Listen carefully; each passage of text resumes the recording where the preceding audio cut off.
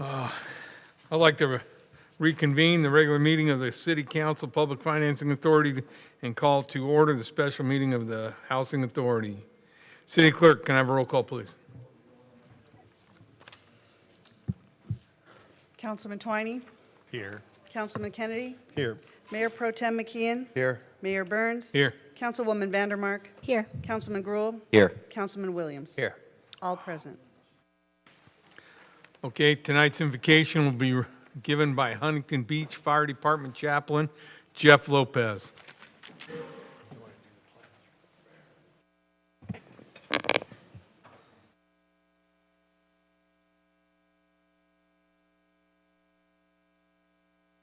Not cop, sorry, police department chaplain. I'm not a cop. That's okay. Excellent. Well, if you are one who prays, please join me. Heavenly Father, Lord God, I want to thank you for this assembly here tonight. I thank you for these elected officials who dedicate their time to serve this community in setting policy for us. Father, thank you for the staff represented here tonight who have embarked on a career of public service and who serve this council and this community. I thank you for them, Father. I thank you for the public here tonight to give their opinions, to give their views, and to be a participant in this important process of governance for our city. Lord, I ask you tonight, looking at the agenda, considering the things that this council will face, we are tonight, Lord, adopting resolutions. We're awarding contracts. They are considering housing authority matters, considering a public hearing, receiving reports, welcoming a new city treasurer, and considering 2 council member items, just to name some of it. Lord, I pray that you would grant them wisdom and discernment in all this. I pray that you would grant all of us clear and gracious speech. Lord, and we thank you. We invoke your blessing upon all these things, and we give you thanks in the name of Jesus. Amen. Tonight's invocation will be led by Councilwoman Gracie Vandermark. Please put your right hand over your heart. Ready? Begin. I pledge allegiance to the flag of the United States of America and to the republic for which it stands, one nation, under God, indivisible, with liberty and justice for all.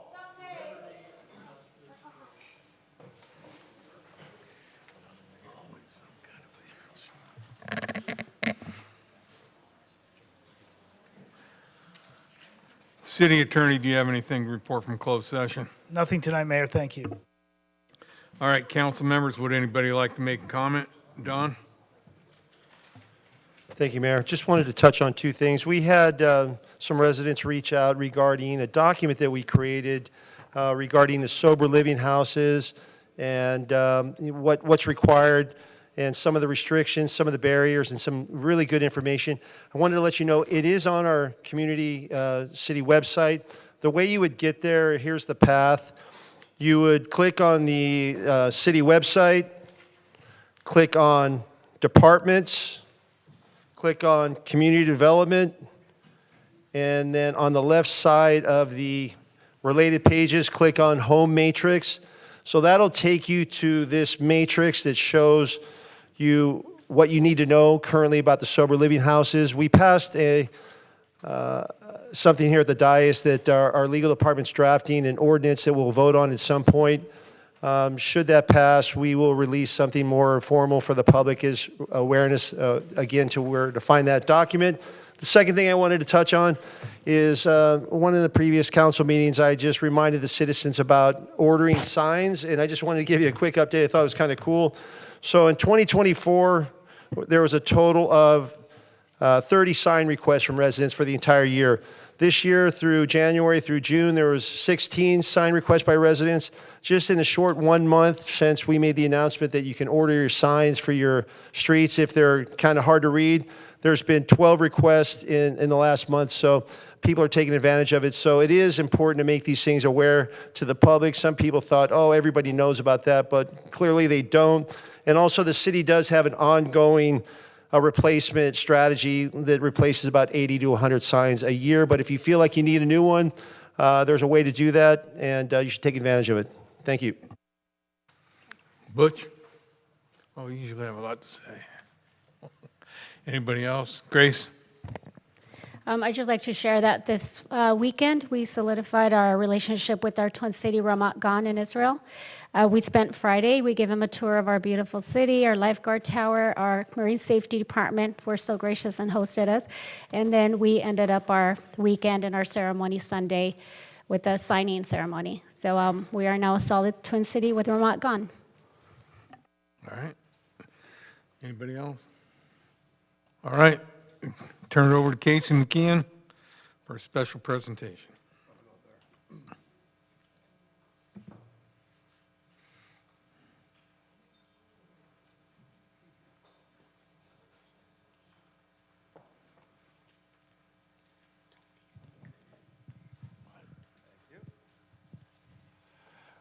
All right, so this year in the Independence Day Parade, my good friend Ryan Rustin, who's the father of Sugar, the Hall of Fame surfing dog. If you guys know Sugar, if you don't, I hope you do, because she's a Hall of Famer. She's been immortalized next to the Duke statue at front of HSS. But Ryan asked me if a young man named Jesse Hayes could join me on that parade, and I hadn't heard Jesse's story, and I just read a quick story that Ryan had sent me, and it really struck me. And of course, I said, yes, please join me. So Jesse and his family joined on the parade, walked behind it, hitchhiked for a bit. His dad, Robbie, to his credit, walked the whole thing, and I could tell he was sore at the end. I was like, God bless you, man. But since then, I've gotten to know Jesse more closely and his mom, Casey. And we had a really good meeting today, and Jesse has interest in being an e-bike ambassador for us, because back in October of last year, Jesse was struck on his e-bike, and ambulance arrived on the scene, and they had to resuscitate him several times, which is extremely scary, as I'm sure you can imagine. He was in a coma for 2 months, and his family really ran out of options in California, so they took the risk and flew him to Texas. And he was supposed to be there for 90 days, and a miracle happened where Jesse came out of his coma and was actually out in 30 days. He actually went back to school that same year in Huntington High School in February and earned his graduation as a senior, did his paperwork, did his math, did his essays, and walked with his class in June of 25. And he's been gracious enough to now want to tell his story to the youth of our city as a cautionary tale. He'll admit he was riding in an unsafe manner. The vehicle also that struck him made an illegal left turn. And so he wants to be a cautionary tale to the youth in our city, and we're looking forward to that, to go at his pace and what he's comfortable with. So I wanted him and his family to come up tonight to give him a letter of commendation and celebrate him.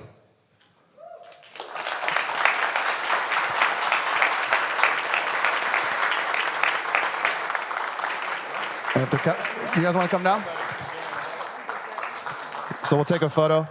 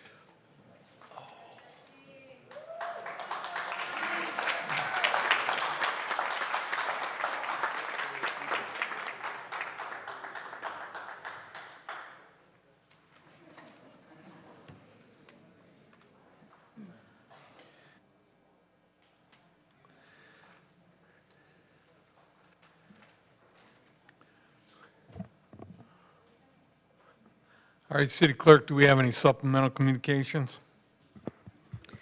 Yes, Mayor, we have supplemental communications.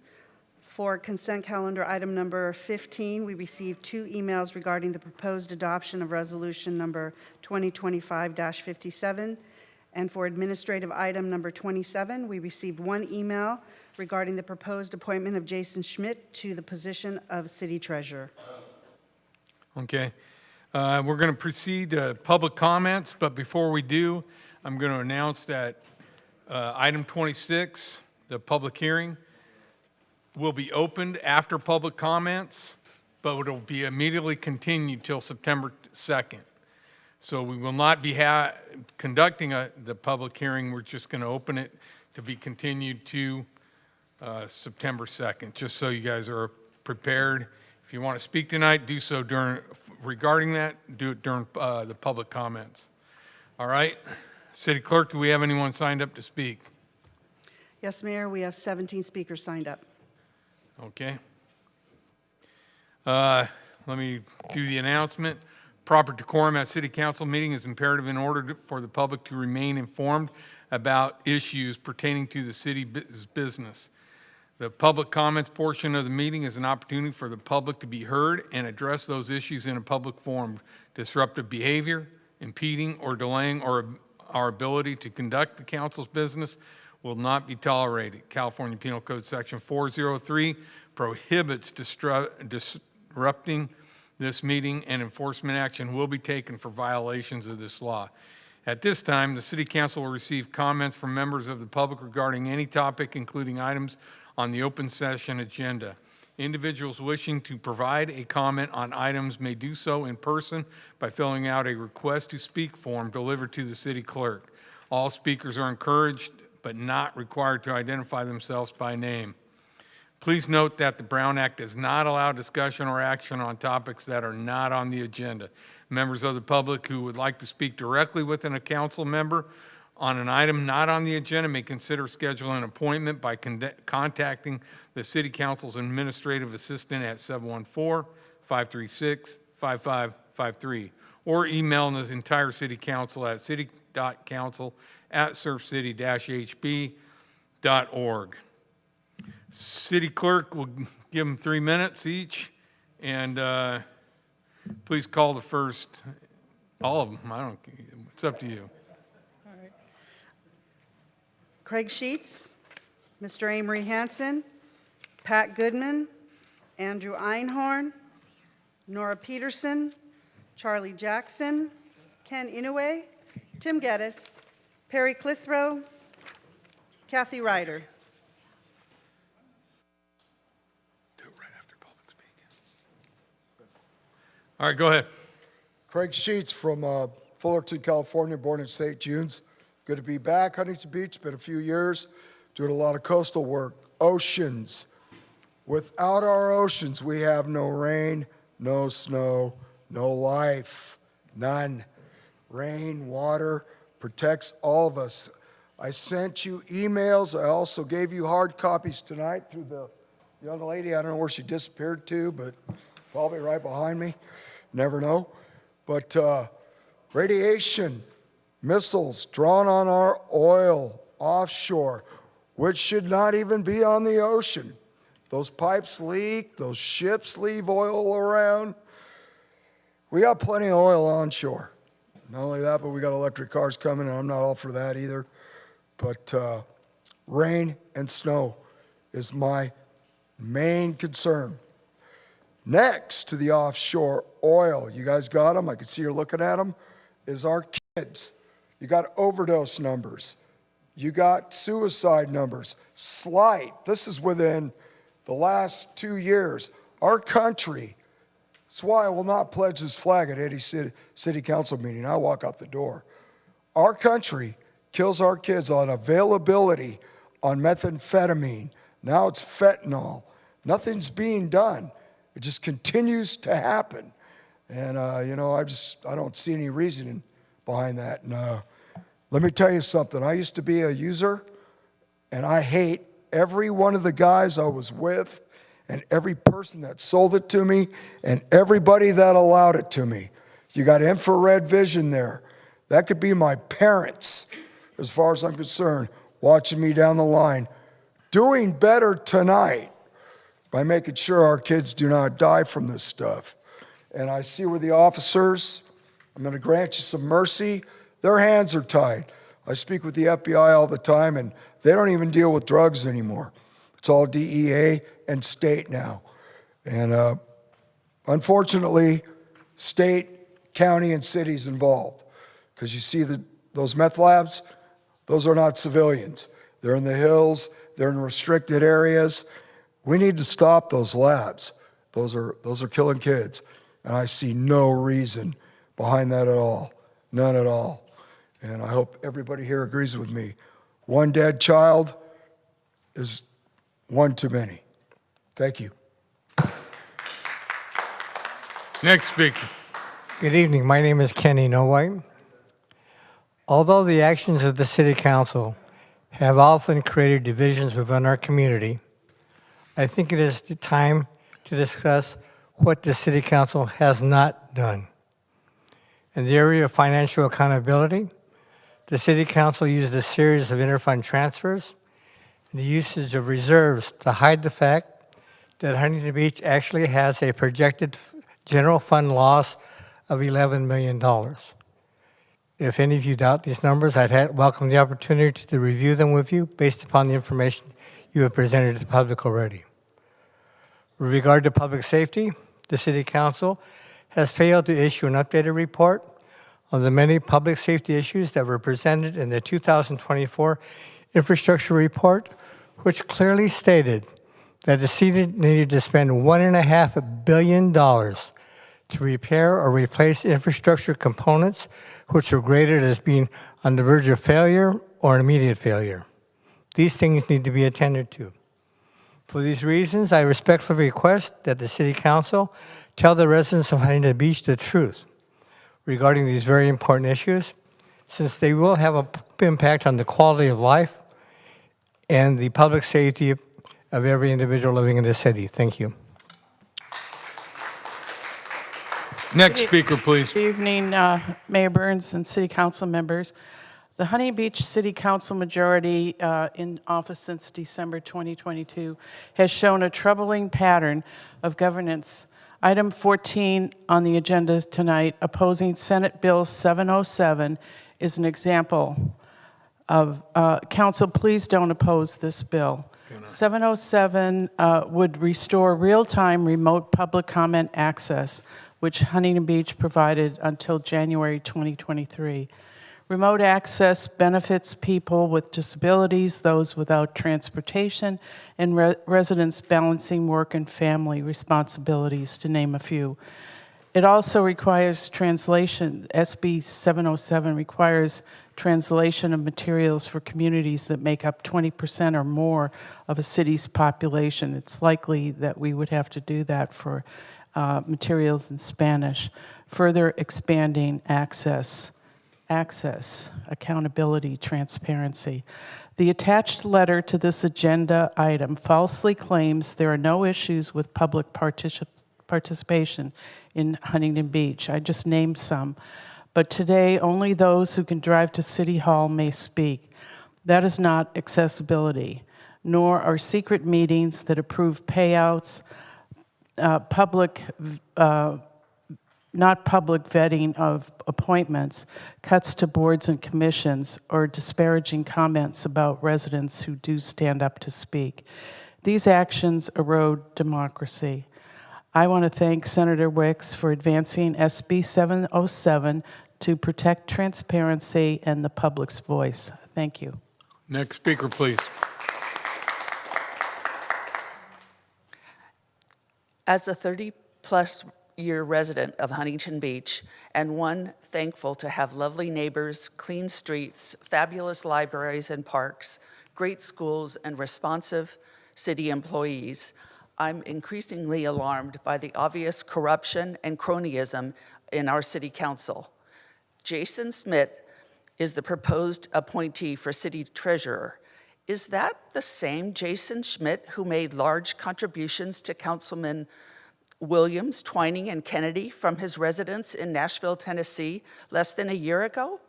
Huntington Beach Community and Library Services Commission met last week.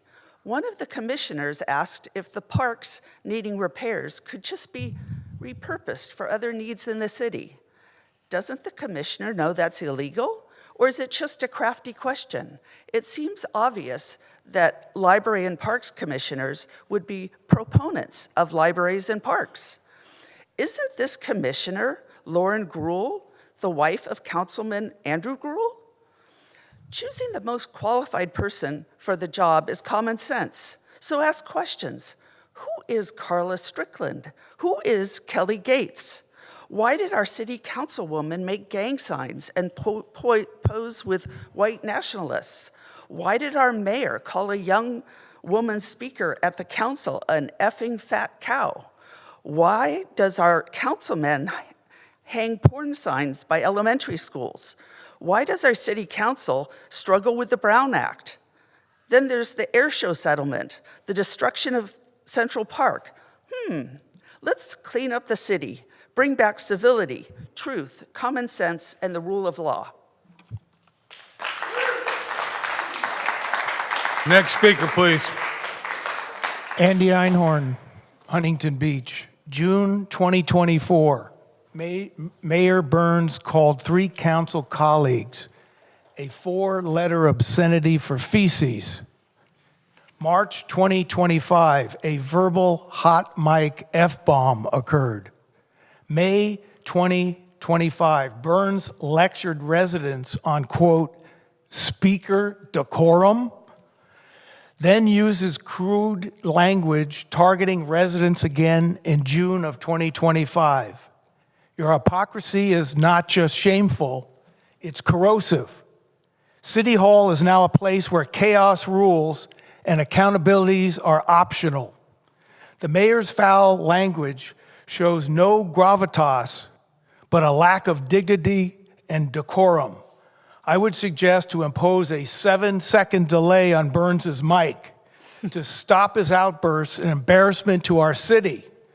Finally, why have the religious experts, as defenders of morality, remained silent in condemning the mayor's foul language?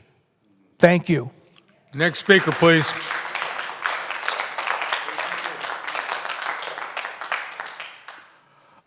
Good evening, City Council. Tim Geddes in the House. Well, it's almost Labor Day, and I find your conduct to date here has been atrocious. The mayor has been rude and dismissive. He refers to women in the audience as cows. And he refers to, he has done much worse to men with an exclamation point. Is this what serving with honor means? You were all elected to lead us to prosperity, and yet you have done neither. You have cost the city millions of dollars in lost resources in an attempt to cater to your mega special interests and lock us into disadvantageous deals for years. You have tried to send our library system management down the river.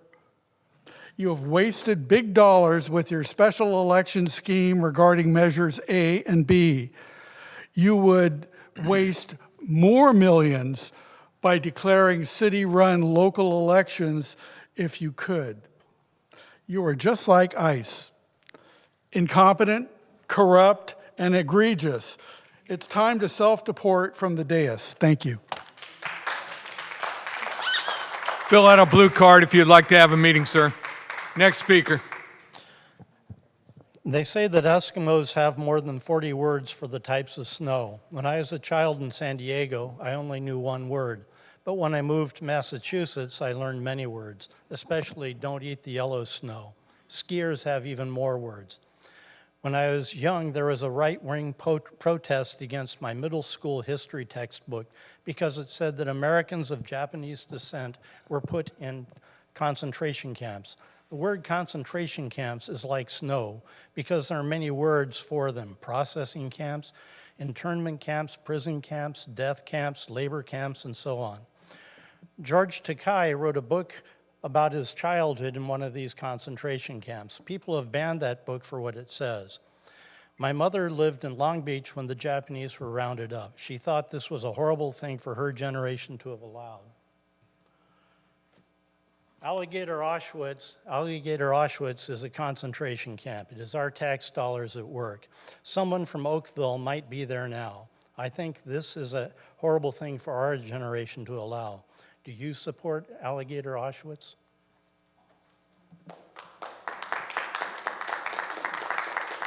Next speaker, please. Good evening, councilors. My name is Perry Clitheroe. Thank you for hearing me out this evening. I wanted to thank Public Works tonight for securing grant funding to upgrade Magnolia Avenue, and I'm urging you guys to approve this project.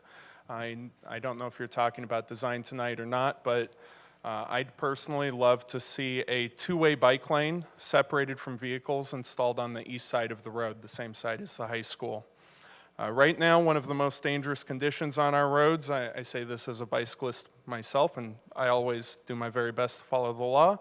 One of the most dangerous conditions is wrong-way bicycle riders, and let's be honest, our kids going to school every day are major offenders.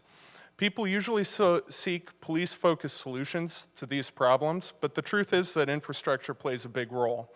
Many of these children, for them to lawfully bike to work, they would have to maybe take a right-hand turn out of their neighborhood, go to the next light, cross the street, and they're supposed to walk when they do that, then ride back and cross to the high school. Alternatively, they can make a left-hand turn out of their neighborhood, but it's often unprotected, which we're trusting a kid's judgment there. That's hard to do. Those are difficult skills even for competent and responsible riders. So I think this project can make the school commute much safer for Edison High School students. Furthermore, I think that Magnolia can become a thoroughfare for residents across the east side of the city to get to the beach by bike on a regular basis. I hope that City Council considers extending this project all the way to the city boundary at Garfield. It's also my belief that to make this upgrade really significant, really make a difference for the city, we need to improve bicycle parking. Too often, bicycle lane improvements don't take into account that there just isn't parking for bicycles. We have these huge, enormous parking lots all over the city. Oftentimes, they have just a few unmonitored, unlit, sometimes rundown bicycle racks, which is really easy to be stolen from. So I think the council should work with the school district. You guys should work with the state beach, work with the Public Works Department to improve our parking. Heck, get creative. Let's talk to Senator Strickland. Let's talk to Assemblymember Dixon.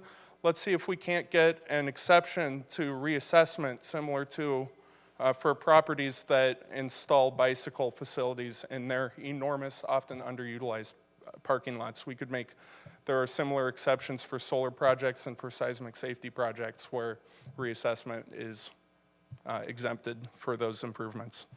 So thank you for listening to me this evening. I hope you take this under consideration. I hope we have some community meetings in the future about this. I'll be involved in that, and thank you for listening to me. Have a good night. Next speaker, please. Good evening. We have a beautiful sports complex that was built so that children could play sports. And now we have a proposal to bring alcohol to this sports complex for children. Are you telling the children who play that, gee, my mom and dad can't enjoy it if they can't have a beer or a glass of wine? Is that really the message we want to send to our youth who are out there playing sports? So please, let's reconsider alcohol at a sports complex that was built to be used by our children. Hundreds, if not thousands of people have complained about the political signs. They are totally over the political sign wars. Why don't you create a citizens task force of some Republicans, some Democrats, some independents, and come up with some solution to stop the sign pollution? One of the reasons why we don't have a housing mandate is because we are environmentalists. Let's be environmentalists. Let's think about how the signs create the pollution. I also would ask that on May 6th, when you disparage two citizen groups and their donors, indicating that they had acted maliciously and had not use their campaign funds correctly, ended up being dismissed, I think you owe apology to both those citizen groups and their donors because they did not act wrong, and the FPPC has made that clear. I am also concerned about your opposition to Senate Bill 707. It just once again confirms to me that you really don't care what we have to say, either if we come to the podium, we attend an event, or we send an email. You just want to do what you want to do, and think about the people like my husband with congestive heart failure who can't come and voice his concerns. And just who the hell is Jason Smith? Where did he come from? Why wasn't some kind of qualifications list or resume or something attached so we'd had some understanding who the new appointed city treasurer is going to be? So again, these are some actions that you can take that would perhaps bridge some of the gap between some of your citizens who are concerned about your actions up to this point. Thank you for your time. Next speaker, please. Thank you, Mr. Mayor. My name is Mr. Amory Hanson. I'm speaking tonight to express my support for item 28, Councilman McKeon, Gruhl, and Vandermark's item to explore opportunities to engage in Olympic programming. This item will allow Huntington Beach to be involved in the Los Angeles Olympics, allowing for cultural presence and knowledge of sports. By doing this programming, Huntington Beach can also demonstrate its ability to potentially host sports for future Olympics. I would like to suggest that the council consider creating a host commission to oversee this significant programming. I urge the council to summon the heroes that can assist in putting Huntington Beach in the world arena. Once again, I urge a yes vote on item 28. Thank you. Next speaker, please. Good evening. Item 15 on the consent calendar is an attempt to quietly acknowledge that Measure A recently passed by a 2-to-1 margin. I have noted that the municipal code has been updated to reflect the outcome of the election, but the Community Parent Guardian Review Board is still listed on the city website as an active board with a link to apply. The resolution on item 15 is insufficient.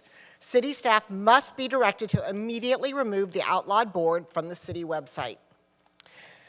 Regarding item 14 and your letter opposing SB 707, you state that Huntington Beach has had no problems with full participation in city meetings since removing remote participation options at the end of the COVID emergency. I question, how do you know that?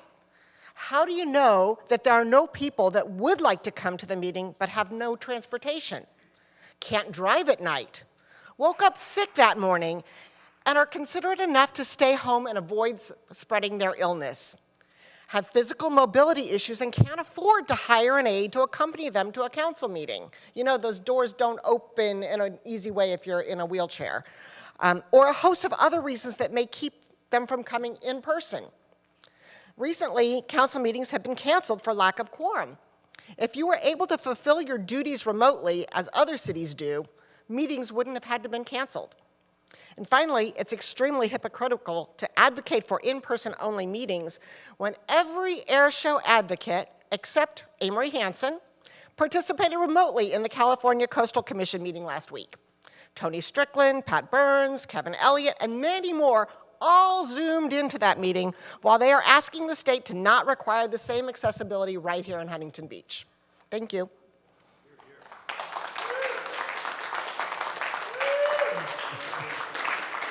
Next group, please. Chris Cluey, Sean Wood, chairman of the board, Monica Asbury, Henry Von Nopeberger, Kane and Doom, Jackie Cabrin, Justine Mankoff. Hello, Chris Cooley, longtime HB resident. I'm here before you today to speak on a couple matters. First one is the proposed surveillance cameras in Oakview. I think it is somewhat suspicious that the budget contracts for these were split up to both come in under $100,000, so that way there was no public comment. I know you guys talked about you're doing this because the Oakview community requested it, but it feels like if that was actually true and the budget was over $100,000, which the total is, then you would have had an opportunity for public comment, so that way residents could have let you know whether or not this is the exact solution they're looking for. The next thing I want to talk about, and it's related to that, is your opposition, which we've heard from other speakers, on having meeting accessibility for people who aren't here. Again, it comes back to the idea that as citizens, we need to be able to trust the city council is working in the best interests of the city, which includes everyone who lives within it. There has been an ongoing pattern with this city council of trying to obfuscate details, of trying to hide money and where it's going in terms of the air show settlement, in terms of the lawsuits that we're currently waging against the state, in terms of our budget and what we're using our money on. And trust is not easily regained from a community. So I'm asking you as city council members, please start working to allow us as citizens to trust you. Because right now, we do not. And I think you are seeing that in the vast majority of people that come up to make public comment. We have questions as to why you are doing the things that you are doing, and you are not providing answers that allow us to trust you. Without trust, societies collapse, governments collapse. And I do not want that to happen in Huntington Beach because it is not good for our city and it is not good for us as Americans. So please, allow us to trust you, and that starts with transparency, that starts with oversight, that starts with telling the truth to us, even if it is uncomfortable, and even if it makes you personally lose power. You are not here for your power, you are here for us as citizens. Thank you. Next speaker, please.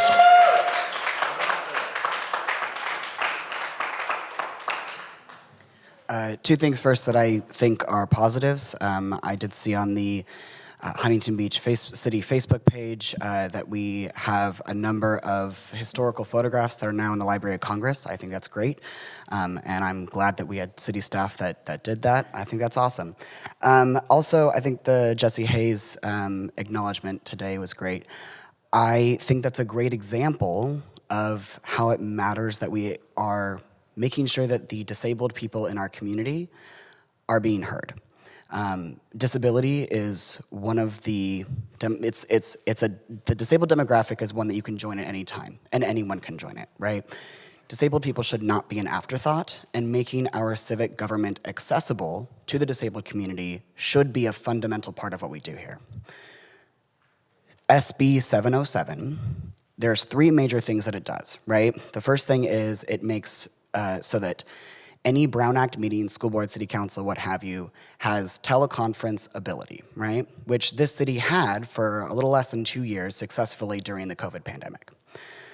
It also makes sure that elected officials are able up to 3 times a year to remotely video into Brown Act meetings, which someone else earlier mentioned that is something that you guys could take advantage of.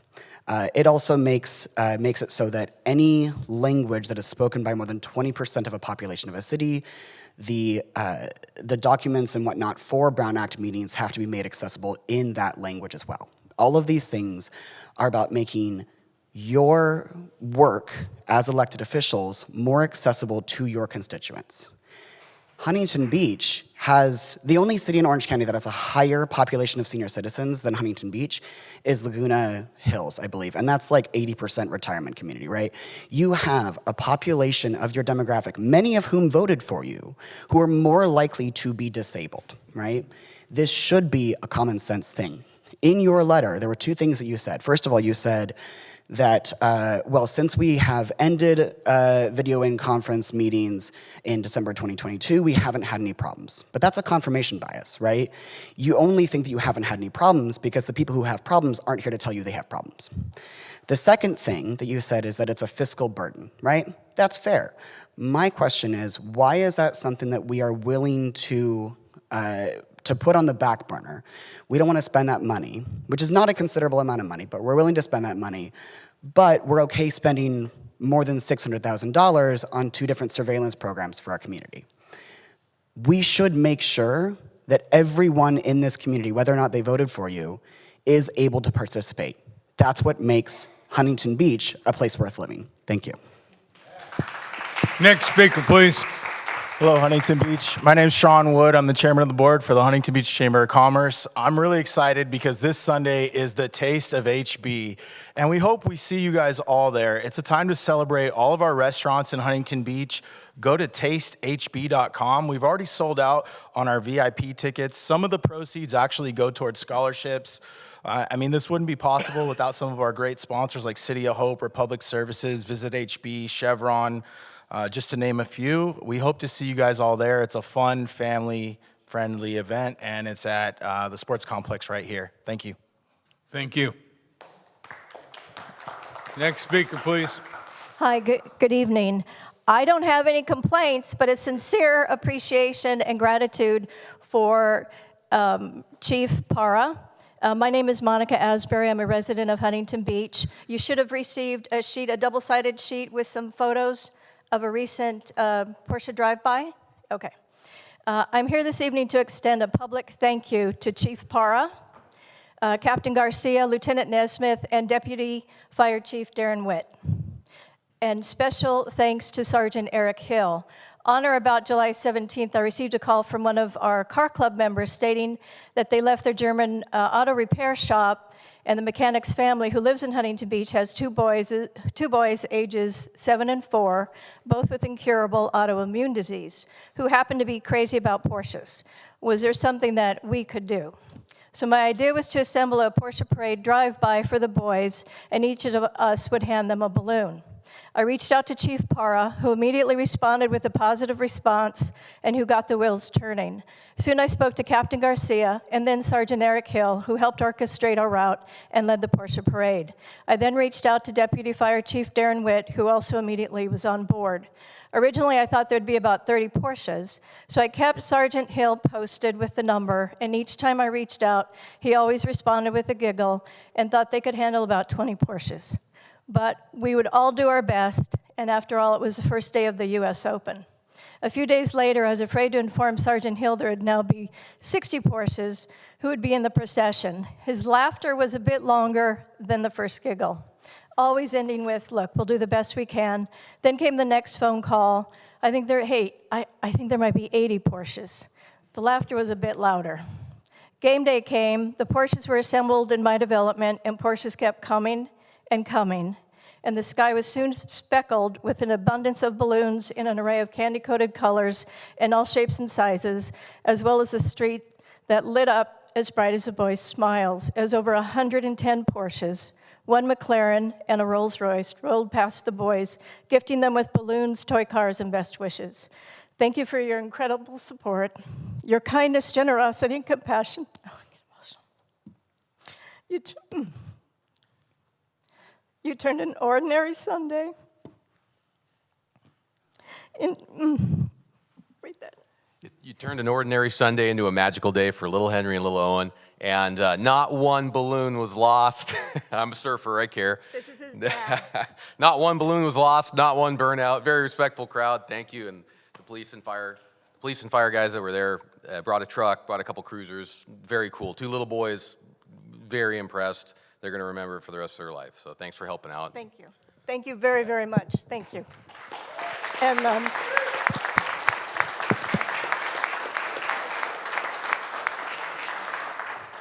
I'll be back to enlist your support for the annual toy drive. I previously partnered with my friend, formerly known as Captain Bo Svensbo. Counting on you. Thank you. Thank you, everybody. Next speaker. I couldn't agree more. We're very lucky in this city to have incredible support by all of our city leaders, and I couldn't agree more about our fire and police department. They seem to show up whenever we need them, so thank you. I'm Justine Makoff. I'm here on behalf of Free Reign Foundation at the Huntington Central Park Equestrian Center, and I'm here. I'm sorry, I can hear somebody in the back. If you don't mind just being a little quiet. I just wanted to take a moment to share a brief report on the Cattle Barons Ball that we had last weekend in honor of Free Reign Foundation. It was an extraordinary event. Such amazing participation among our city leaders, and I just want you to know that means so much to not only the 100 people who volunteer and give their time to take care of the horses and to do the work that we do with the kids, with the equine growth and learning programs. But to see the support that we have on behalf of the city gives so much confidence to the people that are working in our program, and it makes them want to work harder, and it makes them want to do more. And by showing up and giving your support, we are able to surpass all of our fundraising over the last 11 years. So it was our biggest year. And this truly allows us to do the work that we do. It's a lot of amazing pressure that goes into these events, but it always comes together, and we're so grateful that you were there. We also have Therapeutic Riding Center. It's another nonprofit organization that is at the Equestrian Center, and their nonprofit gala is going to be this weekend. I really encourage you to also support and show up for them as well. And I just want to give a little shout out. We have had Schmitty's Garage support us year after year. They're amazing, and the Plant Nerd, and it just makes a world of difference when you have local businesses show up and support you in such a big way. So thank you for your time. Justine, when's the next gala? And which one is it? What's the name of it? Well, we got the Therapeutic Riding Center, and it's this Saturday. I don't work with them, but I support everything they do. It's a hula, hulas and horses. Thought it was in September. I don't know what that's going to look like exactly, so you're going to have to show up to see it. All right. Hello, I am a student in the Occupational Therapy Assistant Program at Santa Ana College. As part of my clinical rotations, I have been partnered with Free Rein, and I had the privilege to work alongside Justine, who was just speaking prior, an on-site occupational therapist, Dr. Annette Hatala, and Free Rein volunteers. I'm here today because as our Free Rein community continues to grow, so do our programs. We are excited to share that Free Rein has expanded its offerings and now includes a therapeutic garden space where we will be creating several community-based programs focused on promoting mental health and well-being overall. This garden space is designed by occupational therapists and will provide opportunities for individuals of all ages to engage in meaningful, purposeful activities that support emotional regulation, stress reduction, and social participation. We have a variety of monthly programs tailored to different ages and developmental levels and needs. And these programs focus on skill building while also targeting mental health goals such as resilience, confidence, and a sense of belonging. For example, we were just at the Orange County Fair, and we had a few classes where participants created bracelets and macrame plant holders. And what makes Free Rein Garden Space unique is our ability to customize events to meet the needs of each participant and client, ensuring that everyone has the chance to engage in ways that are both enjoyable and therapeutic. In addition to these programs, the space will also be available for custom events, just so you know. We are excited about the impact that these new programs will have on mental health and community engagement, and we look forward to welcoming members of the community to experience our new garden space and upcoming events. So feel free to email intern@freereinfoundation.org for more information on upcoming events. Thank you. Thank you. Next speaker. Good evening, council people. I am so proud of you guys because you guys do this, you commit yourselves to this. It's really nice. I mean, that you really want to help the community, especially you, Pat. Seriously, since you're the mayor and you're getting the most trouble right now. So but here's the thing that, I travel to a whole lot of places, and when I usually travel, I stay for like 2 months, 4 months, and really absorb the place that I stay at, and I stay in one location. And so sometimes I run into deaths, and people die, in their homes. It's a really emotional thing. And over here, when people die, it's also emotional. And, the paramedics come, they try to help out, and then if they can't help out, then the coroner. But also the cops come, the police, okay? And then usually it's one car. It used to be one car, but now it's like 4 cars, 4 units. And they kick you out of your place, your house or whatever, while you're there. I mean, while your loved one's there with the paramedics, and nobody's in there. They'll kick the whole family out, and then 2 sets of cops will come in there. They'll come in, and then if someone will talk to you, hey, did you go to Downey? Did you go to Huntington? Did you go to Huntington here? Did you go to school here? Did you go here? Oh yeah, did you know Mr. This person or this teacher? I mean, they try to become your buddies while the other people are searching their house. I mean, their whole house. And then when one set leaves, the other one comes in, and they do it in a staggered formation and this is really, and now it's really scary because they have the cameras, so it's not what they missed or whatever. And they log this stuff. This is beyond privacy. In states that have secret services, secret police, there's secret police doing this. which is, wait, at least you know what the rules are. Over here, nobody even knows this. This is really evil.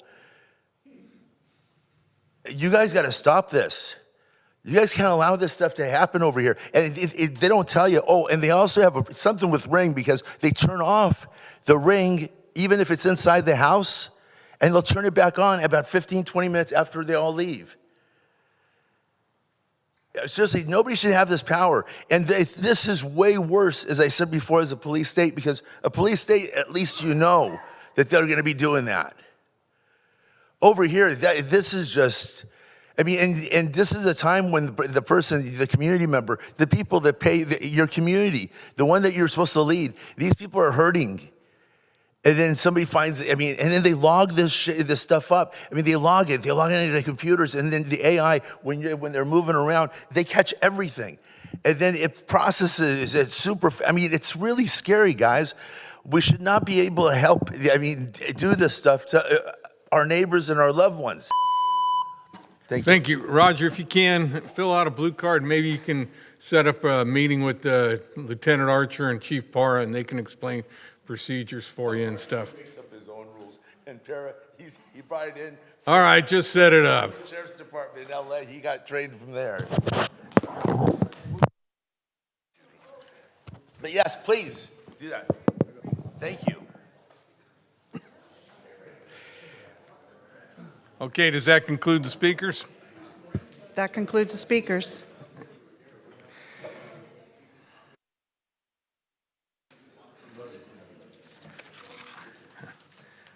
All right.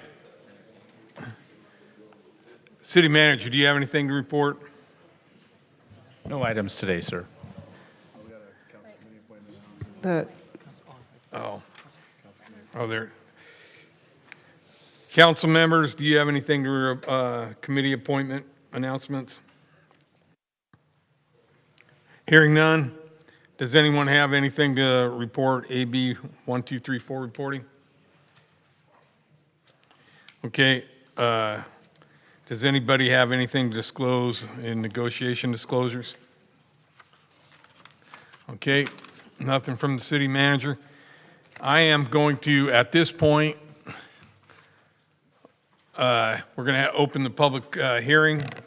Mayor, are you moving that item up? Yeah, I already announced that. We're going to move that up out of order, and we're going to open it. And like I instructed before, we're going to... Mayor, why don't you announce the item you're moving forward and all right. just so we...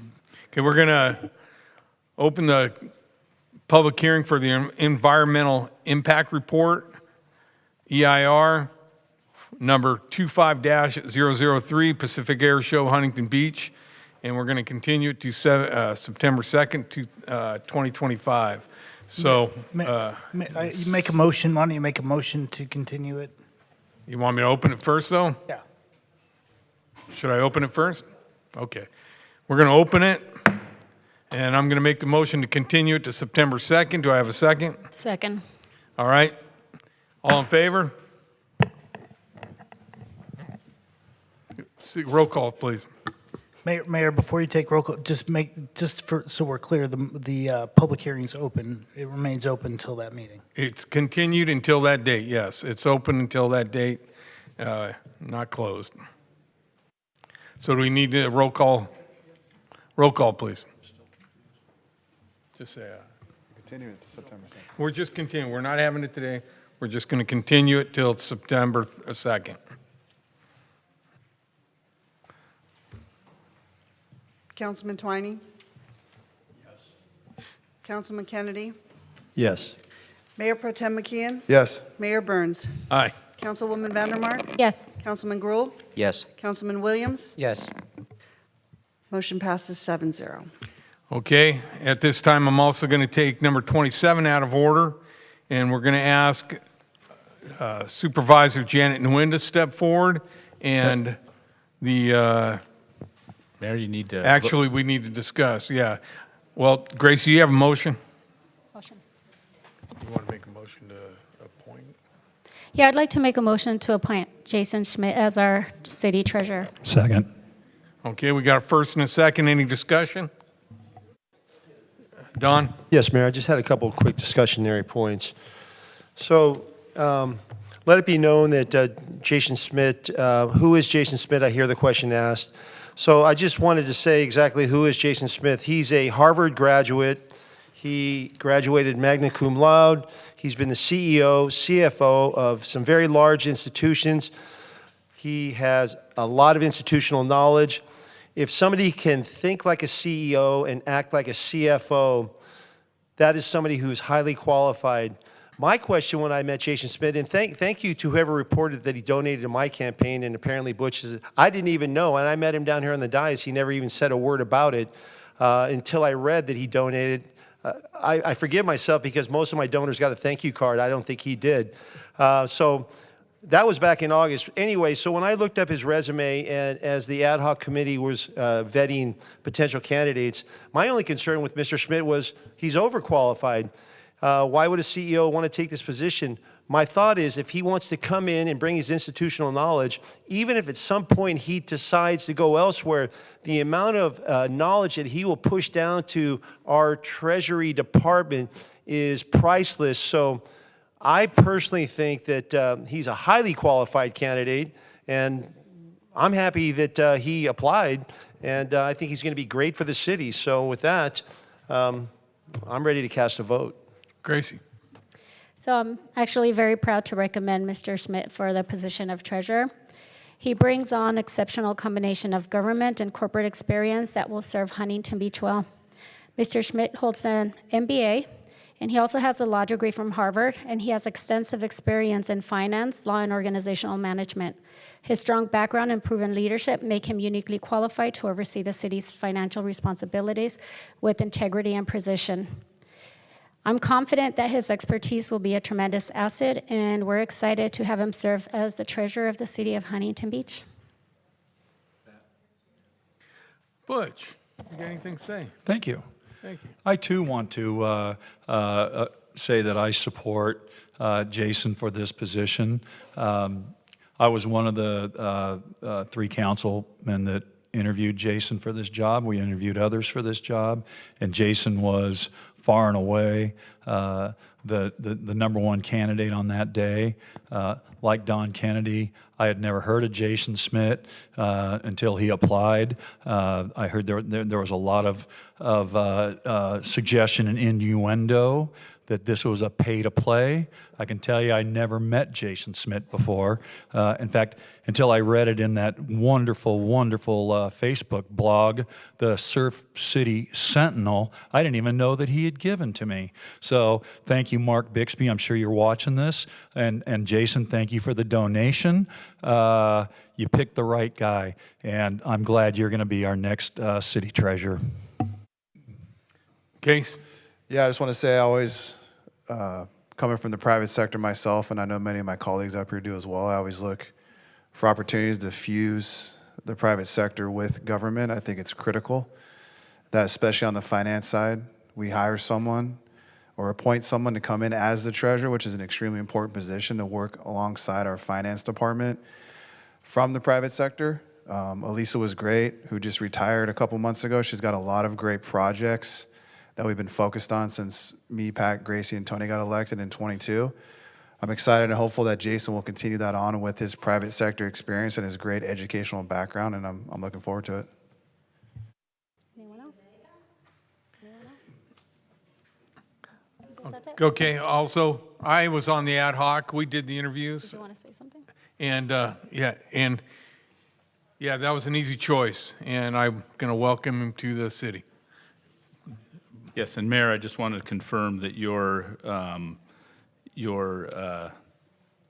recommended action was to appoint Jason Smith to the position, and B, adopt Resolution 2025-56. And it's also, I'm going to amend the recommendation as on the agenda to add that we dismantle, abolish, get rid of the ad hoc committee that was formed to pick him. All right. You got a motion and a second. Can we have a roll call, please?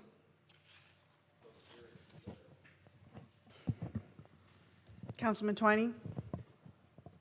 Yes. Councilman Kennedy? Yes. Mayor Pro Tem McKeon? Yes. Mayor Burns? Yes. Councilwoman Vandermark? Yes. Councilman Gruhl? Yes. Councilman Williams? Yes. Motion passes 7-0. Okay, at this point, I'd like to call Mr. Smith down and Supervisor Nguyen, come on in, and where she will administer the oath of office.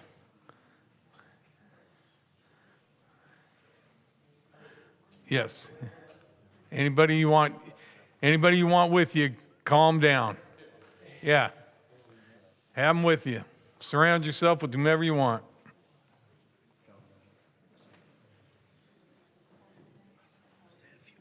Yeah, that's cool.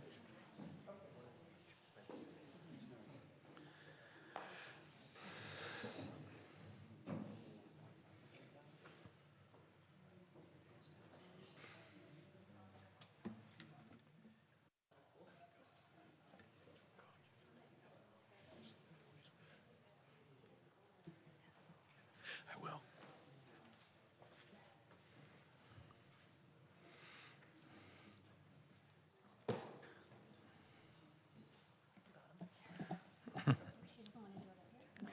Janet, do you want to do it up here, up on the? It's your first time. Yeah, that'd be cool. Let's.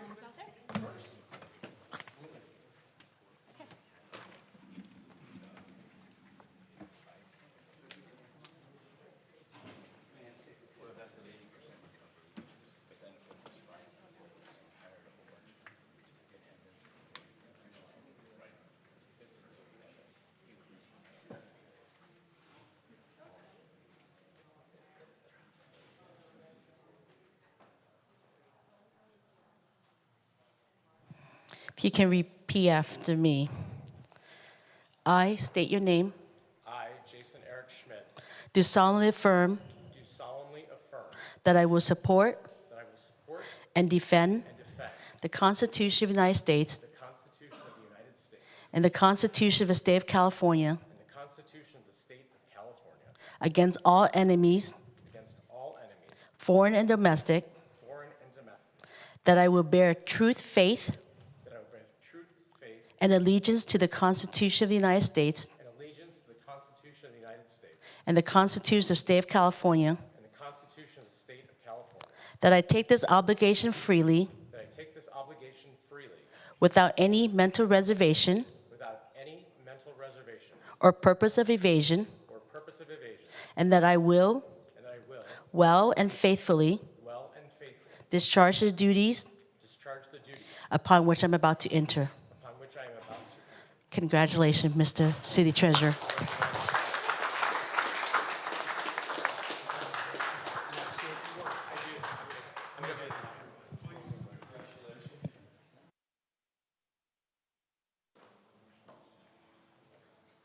I'll do it here. That way they can hear me. Thank you. Thank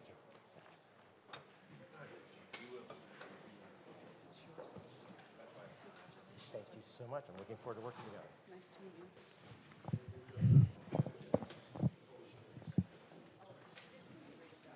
Can it? Okay, great.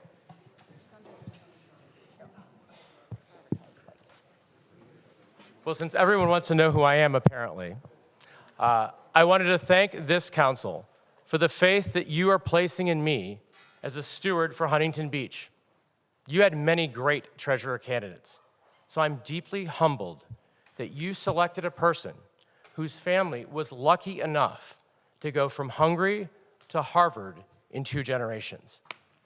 My husband, Michael, and I named our dog Reagan because we believe it is always morning in America. I spent decades as a CEO and a Fortune 500 senior executive saving thousands of jobs because I believe that everyone deserves a shot at their American dream. I will bring that exact same spirit to the Treasurer's office, as America is just too big for small dreams. Our office's priorities will always be transparency in the collecting of our taxes and prudence in investing those funds to stretch Huntington Beach's dollars further. My duty is to safeguard taxpayer dollars with integrity and earn this community's trust with every decision my office makes. But it's also critical to help everyone save more so they can live better. And that means spending time with residents. So you're going to see a lot of me, Michael, and Reagan in our community. So please come up, say hello when you see us, and tell us how we can serve you better.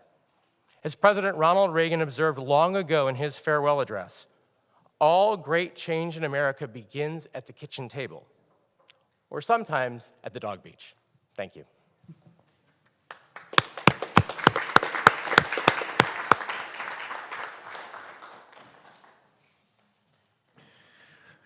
All right, we'll continue now with the consent calendar, items 12 through 25.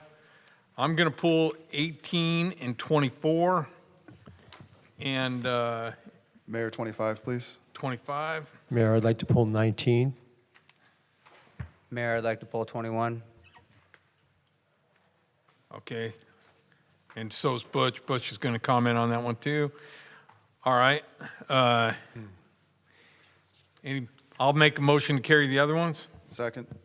All right, can we have a roll call for 12 through 17, 20, 22, 23, and 26?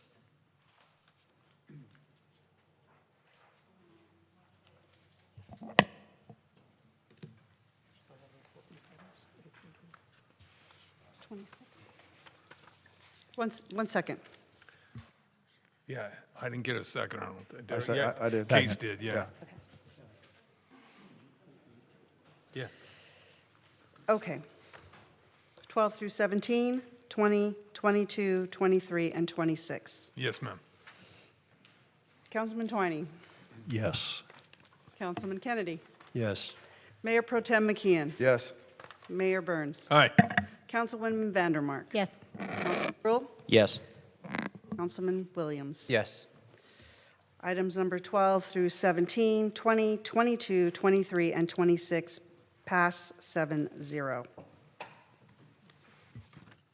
Okay, we're going to start with number 18 for the amendment to the affordable housing agreement between the City of Huntington Beach and Nash Holland 18750 Delaware Investors, LLC. I'm not sure why it took so long. I'm just going to tell you my concerns before you start opening it. Why it took so long for them to figure out that the changes needed to be made, the amendments were going to be requested, and how it affects the city where it's in our better interest too. So go ahead and do what you're going to do. Do you want the presentation? Go for it. Okay. Thank you. First of all, Charles Kovac, Housing Manager for the city.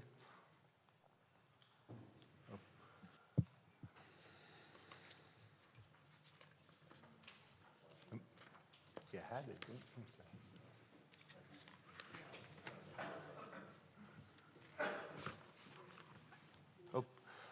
Just to give you a little background, back in November 1st, 2022, which is almost 3 years ago, the project 18750 was approved. The affordable housing agreement was prepared and adopted by the city council.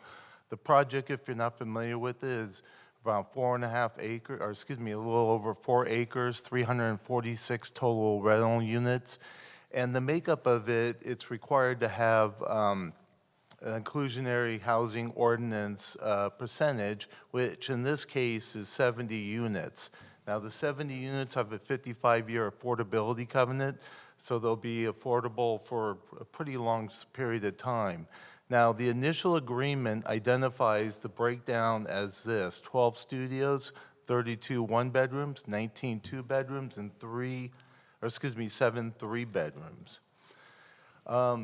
Again, the inclusionary housing ordinance, which these 70 units are based upon, they need to be proportionally distributed amongst the market rate units. As I mentioned, there's 340 plus units total, so you can't just have an offset of nothing but one bedroom for affordable. It has to be proportionate to all the market rate 3-bedroom, 2-bedroom, 1-bedroom, and studios.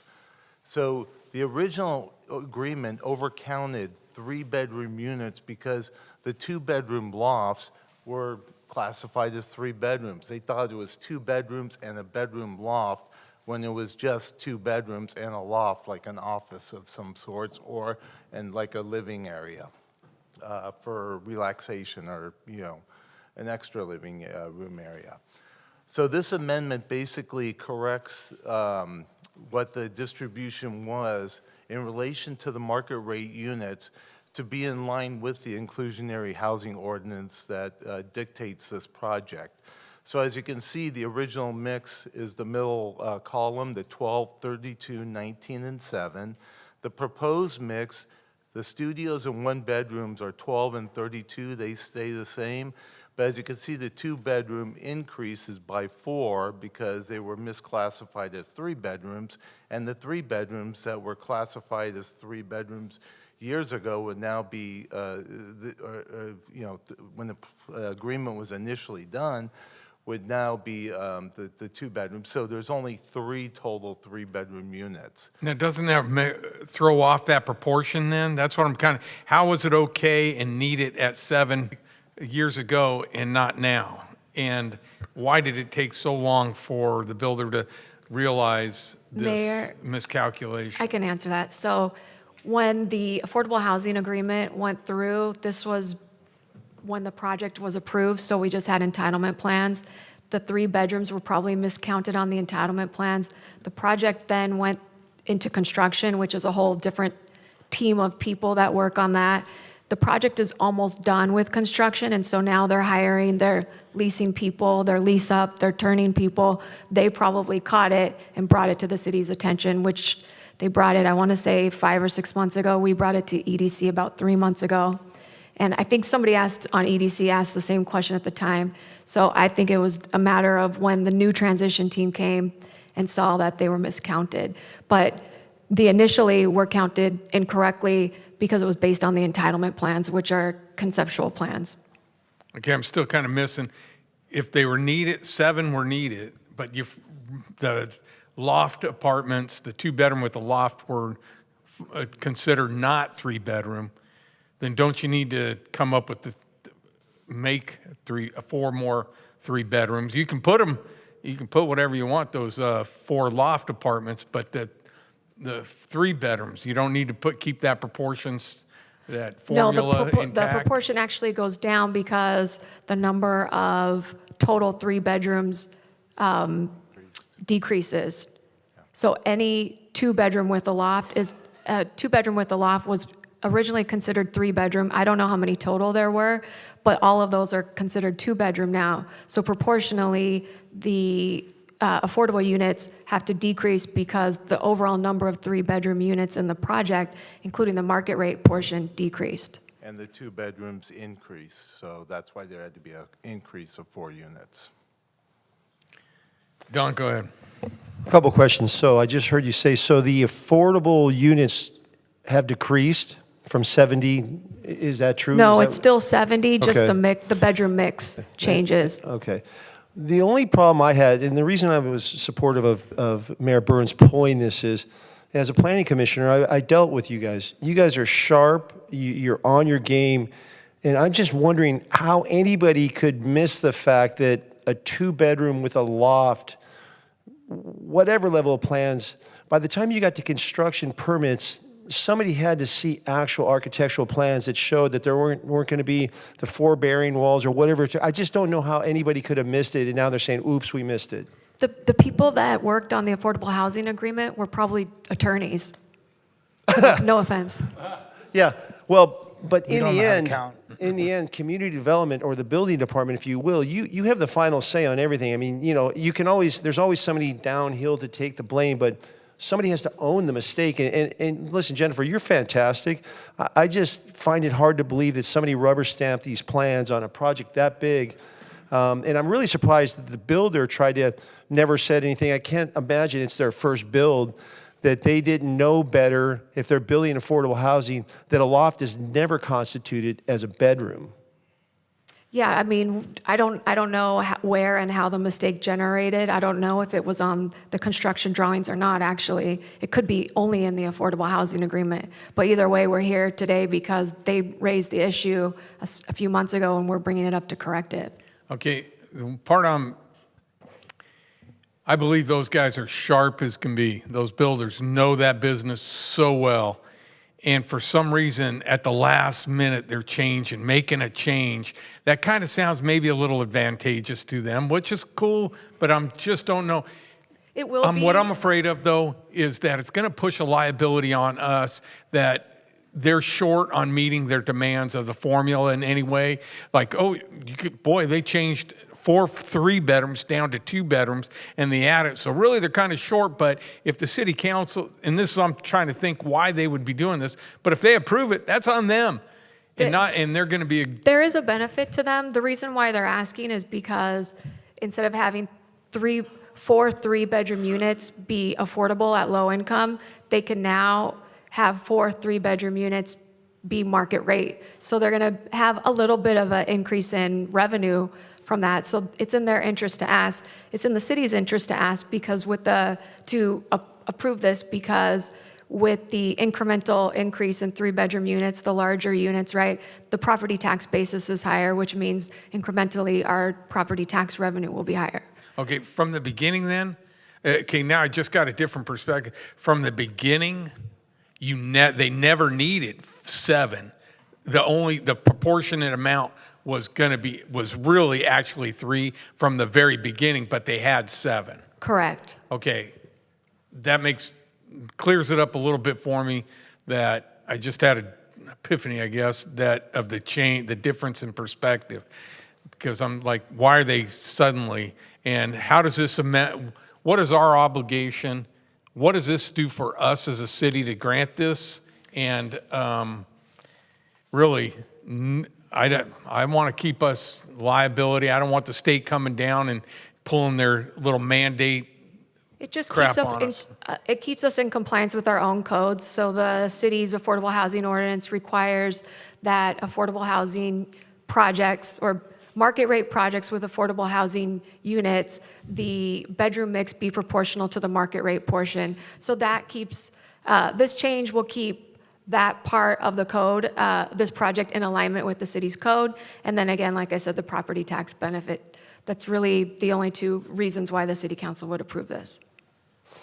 But let's be realistic. The property tax benefit from 4 units going from 2-bed to 3-bed, it's negligible at best. It's very small, Yeah, right? it's Just like the negligible. increase in the revenue for them will probably be not super great. Right. What I think would be a good faith adjustment would be the fact that they're asking us to kind of amend their mistake when they're in the building business is the increased revenue. It would be nice if they would just allocate that towards the city as a here you go, we made a mistake, no biggie.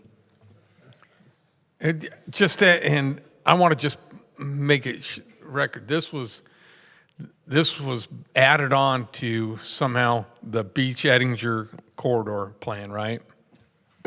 Yes, so the site that this project sits on is part of 7 sites that were identified for an affordable housing overlay in 2020 as part of the Beach Ettinger corridor specific plan. And I believe it was council that approved it in November of 22. It was just a month before myself, Casey Gracie, got on. The affordable housing agreement was approved in November of 22. The affordable housing overlay was approved in January of 2020. All right, and I had another one. Go ahead, Butch. Just for my own edification, the reallocation of the bedroom units, whether there's 2 or 3, 2 with a loft, 3 without a loft, it doesn't put the city in any contradiction with the state or our own codes or our own affordable housing codes? No, it actually brings it further in alignment with our code. Okay, perfect. I know what I want to say. As part of some of their dealings and being able to get these plans approved and stuff, they were given density bonuses, weren't they? This is a high-density project. This is about as high density as I can think of around here. I mean, it's like oh my God, almost 90 units an acre. But they got rid of open space, some mandatory open space, didn't they? And Yeah, then they had several waivers as part of the state density bonus law. Because setbacks. I can't remember the exact waivers, but I do believe it was a setback on one property side as well as some open space. And they got, I believe it's 113 extra units for the state density. They were able to put more than that, like to add on because of density bonus and stuff. Well, they didn't necessarily request an increase in density because in the Beach and Ettinger Corridor specific plan, there is no maximum density. So they didn't request necessarily an increase in density, but they asked for those waivers that they essentially say they would not otherwise be able to build the project without them. And they were given those waivers. Correct, yeah. And there was I think there was a condition where they provide someplace or somehow a half acre of open space. Is that anything that rings a bell? Yeah, the half acre of open space was part of the Beach Ettinger Corridor specific plan, and it was implemented with the Boardwalk by Windsor project at Gothard and Ettinger. With the Beach Ettinger specific plan, that's tied to the MAND, right? The Beach Ettinger specific plan has a MAND in it, yes. Yeah. So is that MAND based on just pure units or units by bedroom count? Units. Just pure units, okay. I guess my only other concern would be, we're talking about 4 units now, and we we acquiesce now. What if we were talking about 30 units that were mistakenly labeled? Well, you might say, well, we would have caught that, but nobody caught the 4. I mean, what would happen if we were talking about next time we miss it again, the builder comes back and go, well, we need to reallocate 10 or 15. What then? We would come back with that request to the city council. I mean, it would be the same process. I mean, can we agree that we shouldn't be here at least? That this never should have gotten to the place where we didn't know better as a city that 2 beds in a loft is not a 3-bedroom? I agree. Okay. Sure. To be honest with you, God, I know I've got more questions. This is a learning thing for me too. I'd kind of like to table it. I'd like to make a motion to table this until September 2nd. I know I just want to learn how this happened and what this is all about. Because this project, man, it goes against every grain I have that it's as high density as it gets in a very vulnerable area where it's already strained. Parking is a nightmare over in that area. And for this thing to be jammed in there is just really almost one of the best examples of why I'm so against so much of this stuff. It's just scary as hell to me. Can I jump in? Sure. Yeah, JV, just before Pat makes that motion, just the 2 different scenarios. So if we pass this, what happens? And if we don't pass it, what happens? If the city council passes, then we'll have an updated or amended affordable housing agreement and the bedroom mix of the affordable units. I think that they're going to be finishing construction this fall. Yeah, they'll be starting leasing in October. So they'll lease pursuant to the amended agreement. If the city council doesn't approve it, they'll lease pursuant to the current existing agreement. And then we're just out of compliance with our own city code. It would be less in alignment, yeah, a little bit out of compliance, yes. Okay. Thank you. So the one thing I've seen being part of the city council, there's a lot of hurry up and wait, last minute decisions. So is there any, do you see any downside? No, I mean, we wouldn't have brought this forward and recommended approval if we saw any downside. I mean, we did bring this to EDC 2 or 3 months ago and discussed it there. But if the council needs more time, that's okay. We can bring it to the next meeting. I would second your motion, Mayor. I mean, if it passed, if we don't If that motion doesn't pass, we can vote on it, but, I mean, 2 weeks isn't going to hurt either way, right? Yeah. I would second your motion, Mayor, to table this till the next meeting, just to do a little bit more research, but that's up to the dais here to decide. Case? Call the question. All right. Call the roll, please. Item number 18, tabled till September 2nd. Councilman Twining. Aye.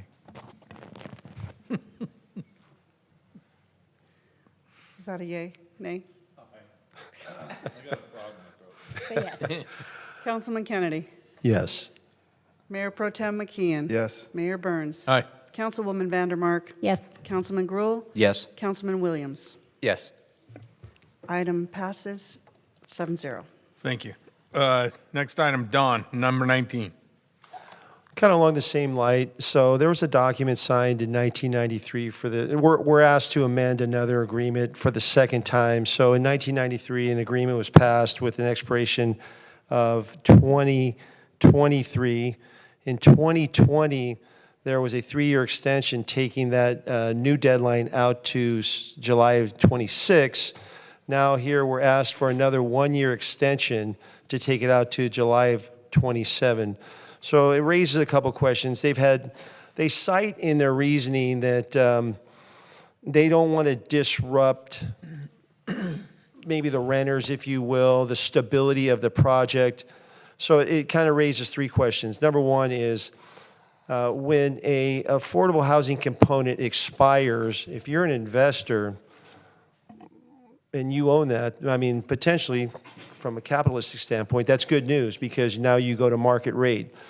The second thing would be if that's not maybe important to them because they're citing disrupting stability, even if we didn't amend it and the term expires at the end of 2026, if the owners felt like stability was an issue, wouldn't they have the right to not raise the rents from affordable to market rate? Which would seem logical if that's the basis of why they want another 1-year extension. And my third question is there something in it for this owner for another extension? What's the point of an extension? They've had 30 years, they got a 3-year, now they want another 1 year. Why? Well, one of the things is that the stability is also related to the seniors that are living there. Because the expiration date's coming up, they have to give a 1-year notice, a 6-month notice, and they don't want to disrupt seniors, and they'd be calling us at City Hall because they're saying, oh my God, I'm being kicked out of my apartment and everything. So they want to avoid any future noticing till they kind of figure out what their long-term plan is. We asked them for a 3-year extension, similar to the one that was done a few years ago. But they said they just needed a 1-year one to extend to 2027. So I don't know what their financial view of this is. Like, I agree that, a lot of people in the investment community would celebrate when the covenants expire because, yes, it goes to market rate. But I don't think that's their mission statement. So I think they just want to be able to keep the continuity that currently exists at 5 Points and move on, but yet they want to consider what their long-term options are in terms of, okay, do we need to rehab the project, put more money into it, and it may require doing an assessment of potential improvements that could occur. And they've even indicated that they would even extend the covenants even further down the line if the city was willing to provide them a loan for these rehabilitation and secure those long-term covenants for not just like 1 or 3 years, but I'm talking like maybe 15, 20 years down the line. So that's their motivation for this, is they know it's they don't want to freak out the seniors, so to speak. They definitely do not want to do that. We had that experience, I think it was a year or two ago, and we were on the phone all day responding to calls that people got these notices saying that the covenants and the affordability are going to be gone in, like 6 months. And it really scared the seniors. So they don't want to go down that path. We don't want to see them go down that path. So we thought it was a good opportunity for them when they approached us. Again, we wanted to do 3 years, but they said we can do this with only a 1-year extension. So. Okay, and I appreciate that, and I'm all for seniors having stability, but it raises a couple of things. Number one, I don't think the city's in the lending business. We should not be in the lending business.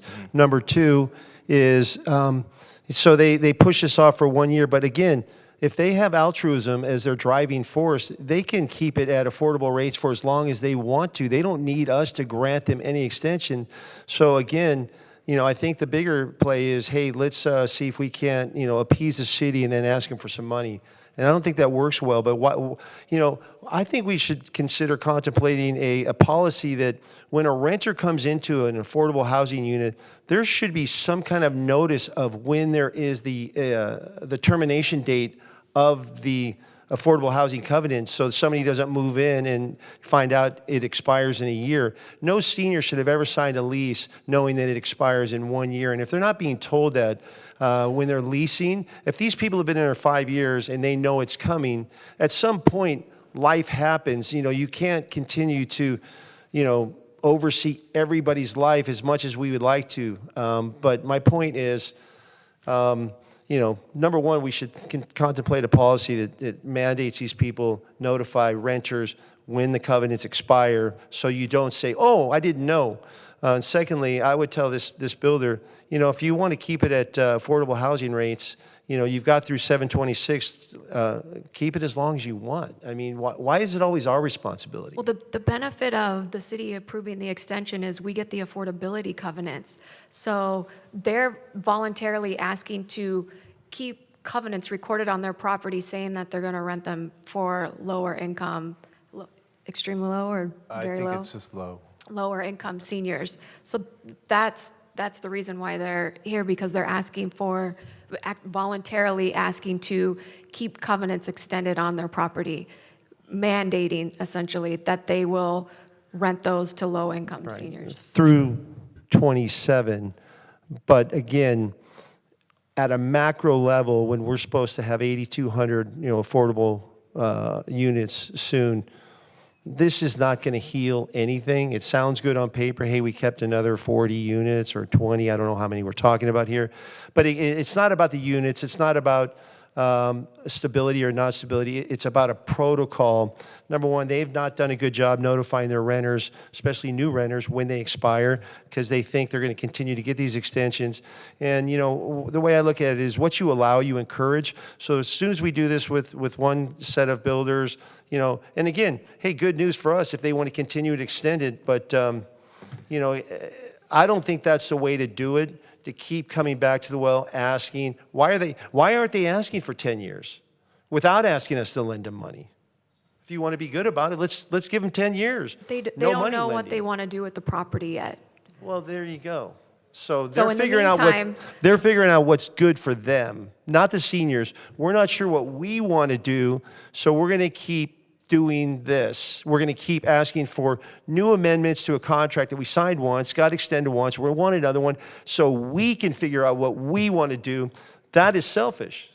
But in the meantime, though, we keep affordable units affordable through covenants. So by them saying we don't know what we want to do with their property, the benefit to the city is we just get longer affordability in these units. Then why don't we use some leverage until you figure out what you want to do? We as a city want you to do it for another 10 years.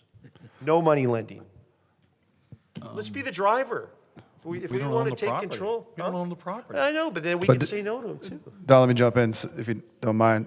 I mean, but I think go ahead. He's confusing me right now. Aren't we doing the senior citizens of Huntington Beach, they're living at 5 Point Senior Villas, aren't we doing them a favor right now by Yes, accepting we this? are. So I don't know why we don't do that. We can't tell the owner, the owner of the place, we're not giving you anything, extend it for 30 years. I think right now we got to think about the residents that live there and not tell the landlord, we're not going to give you another year. Figure out what you're going to do. I don't think that's what we should do as a council. I think we should give our senior citizens that live there at least a little bit of comfort that they've got possibly 3 more years before we have to think about this again. I don't think we need to force the landlord's hands. That's my opinion. All right, Gracie. So I just have a couple of questions. We had a couple of meetings to discuss this prior to coming to council, one on EDC. So it was my understanding that this extension of 1 year would facilitate or give the seniors just 1 more year to decide what they were going to do. I'm not concerned about the owner, the developer, anyone. I'm talking about the seniors, that this year, this extension would give them an opportunity to look into their options if they can't stay in that facility under the new pricing. I mean, that could be definitely if they see the writing on the wall and the developer's not going to, if we're not going to extend the covenants, yeah. I mean, it gives them more time to plan. It's more difficult, obviously, for seniors than, somebody that's 35 years old and everything, given circumstances and where they might be at financially. So, yes, that's correct. And do we know when these seniors, the ones who will be affected by this, when they rented their units, were they aware that there was an expiration date as far as to the affordability? Yeah, everybody's aware of like expiration dates. Like, we tend to like tell people like when OVE, Ocean View Estates, was about ready to close, we had to sit down and have them acknowledge, hey, this thing may be closing in a couple of years, so it's kind of like buyer beware and everything. So I am sure, because there's at least they've already probably received a 1 year notice, because the dates is right now July of next year. I got to figure 5 Points residents have seen the 1 year notice, and anybody that just moved in today, let's say, they would say, hey, covenants expire in 8 months or 9 months, whatever the time period is. Okay, thank you. Keith. So, understanding all points, and I think I speak for Don on this because we're both in real estate. I'm in development.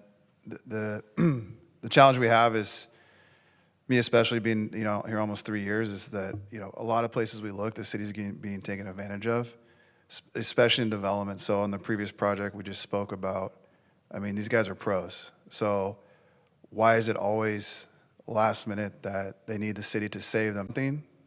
I'm going to have to offer something in return.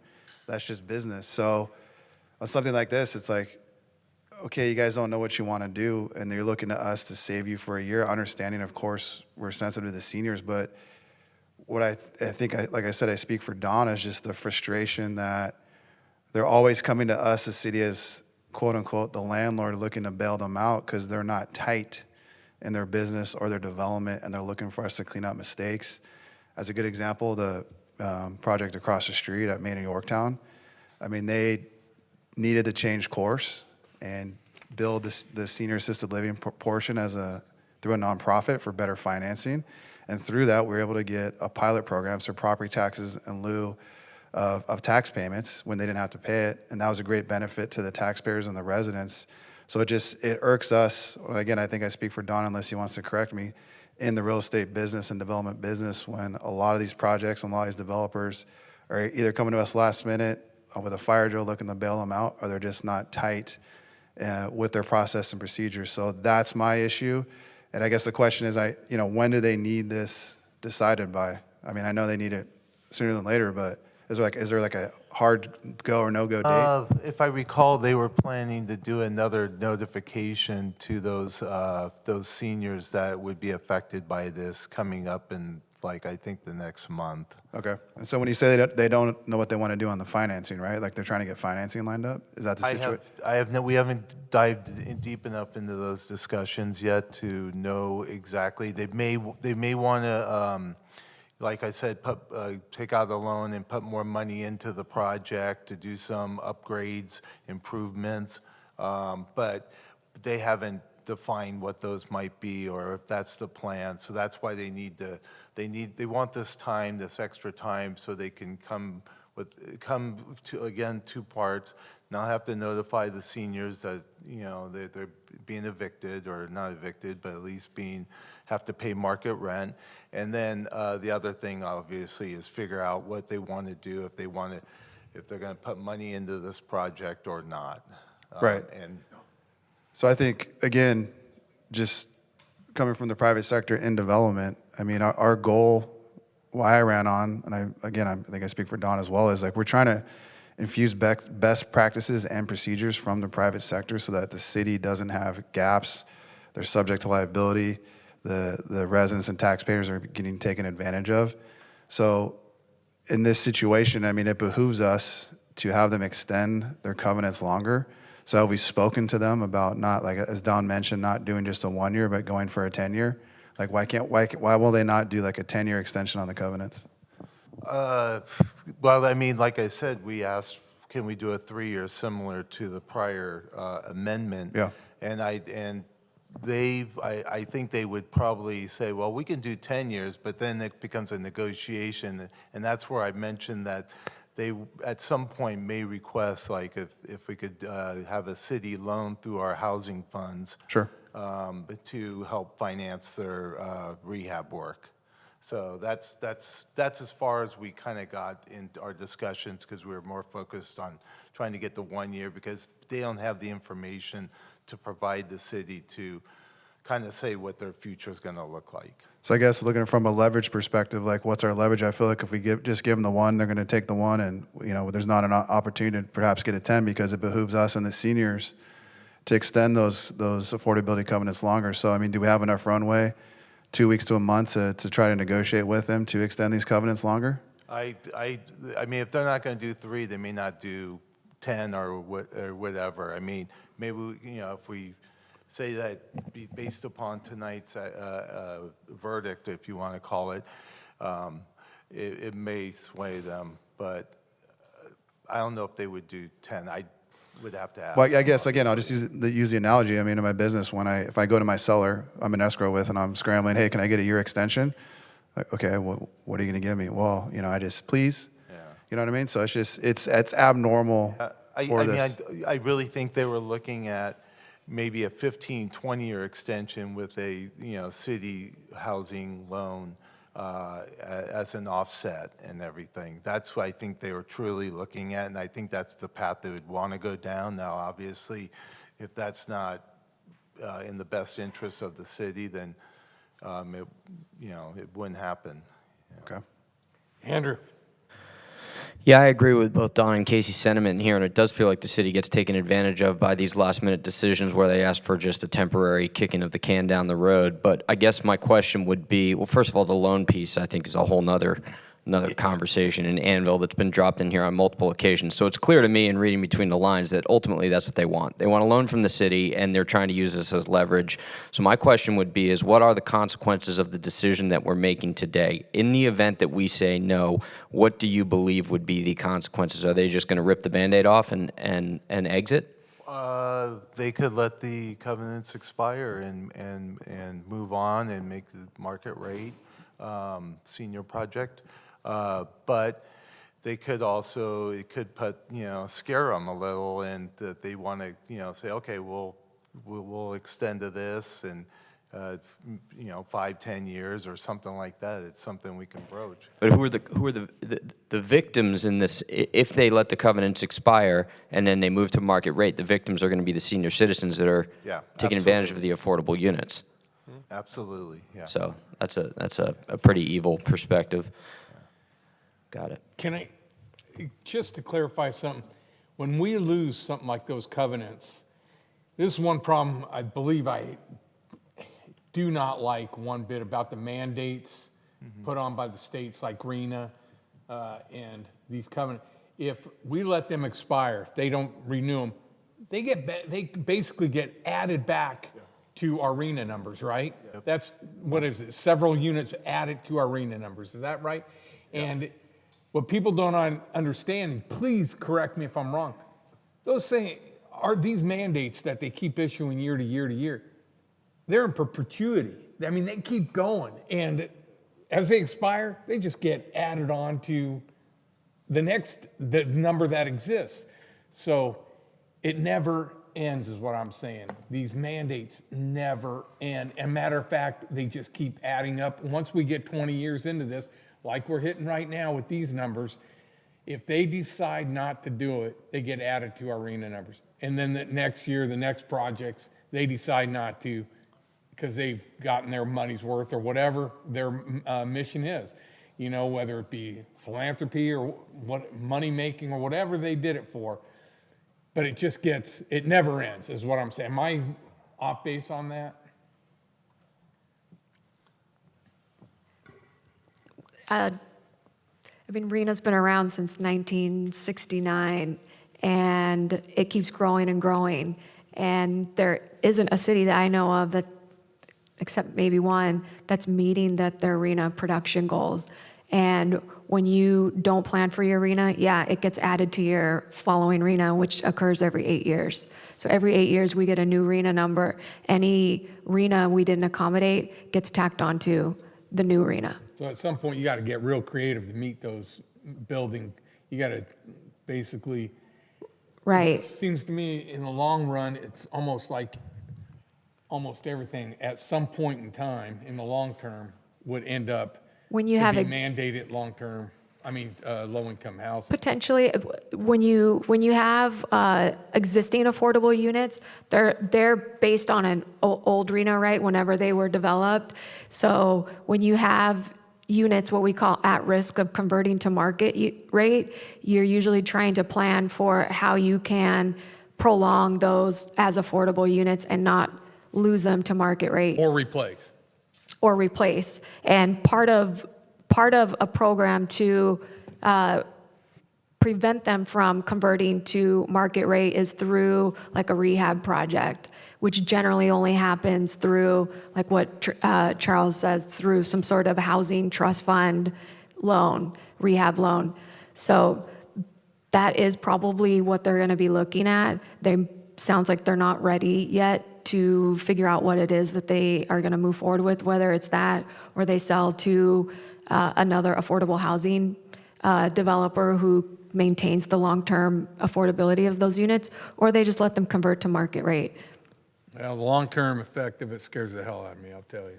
Anybody else? Yeah, just three quick takeaways. Number one, let me go on record.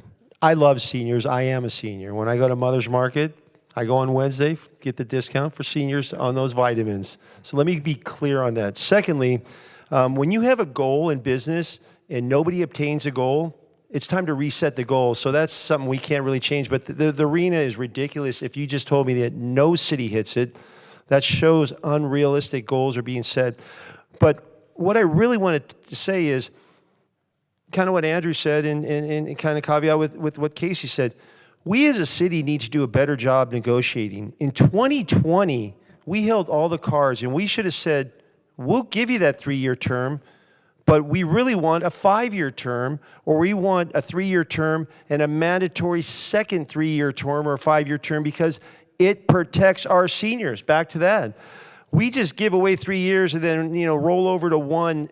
That's representing their interests. We have all the power. We could have said, we'll give you 3, but you know what? I'm not going to give you 3. I'll give you 5. Take it or leave it in 2020. Things like that. We need to do a better job negotiating when we hold the cards. And in that negotiation, we can hold the cards, set the terms, and protect the seniors and still give them the benefit. So what I'd like to do is make a motion that we delay this and we go back and try and renegotiate not 1 more year for this extension in 2026, 3 more years or 5 more years, not the 10 where they're going to try and tie some capital, a loan to it, something that they can live with that's not too long, but let's really protect the seniors. Let's walk the walk. Let's say, I don't want to give you 1 year. Let me give you 3 years or forget it and see what happens. But let's try and actually negotiate and not just acquiesce to, oh, okay, here's another year. Let's take that tact. I think our city can do a much better job. I've seen a lot of incidents where we get laid away, and we can do a much better job negotiating, and that's one of the things that I think I'm good at. I'd love to sit down with these guys. Don, before I second that, Charles, have they given us a official offer for a longer term extension on the covenants? No, they haven't. We haven't even talked about terms. I mean, they threw out like a 15-year term, but that was with a loan, a city loan, through either the housing trust or the low mod income funds. Don, I was going to say, if you want to just slightly amend the motion, if we just table it to the next meeting and have them give us an official offer of extending the long-term covenants, and then we can. I would second that motion. Okay. All right, anybody else? All right, call the roll.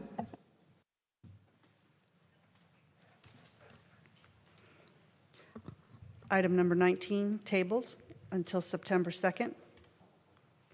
That's going to be a good one. Councilman Twining. Yes. Councilman Kennedy. Yes. Mayor Pro Tem McKeon. Yes. Mayor Burns. Aye. Councilwoman Vandermark. Yes. Councilman Gruhl. Yes. Councilman Williams. Yes. Item passes 7-0. Okay, we're going to move on to item 21, Chad and Butch. Chad, you called it. Go first. All right, so item 21 off the consent calendar, just from a high view, it was discovered, staff during their analysis realized that we have fallen behind on parking fines and fees in comparison to the rest of the market. And so they're suggesting that we get up to speed with that. Just to read from the statement issued, the city's current uniform bail schedule for parking violations has not been updated in over 5 years. Staff has determined that our parking fine amounts are below the industry standard compared to other coastal cities, while parking complaints continue to rise. Staff recommend adopting a revised schedule that better reflects current conditions and includes a yearly adjustment based on CPI. This will ensure that parking fines remain fair and consistent with economic change. And I think that I, like a lot of you, am not real prone to raising fines, certainly not for raising taxes. You talk about TRT bid, maybe now you have my ear. But when it's our residents that potentially get caught in the crosshairs, it just doesn't really sit well with me.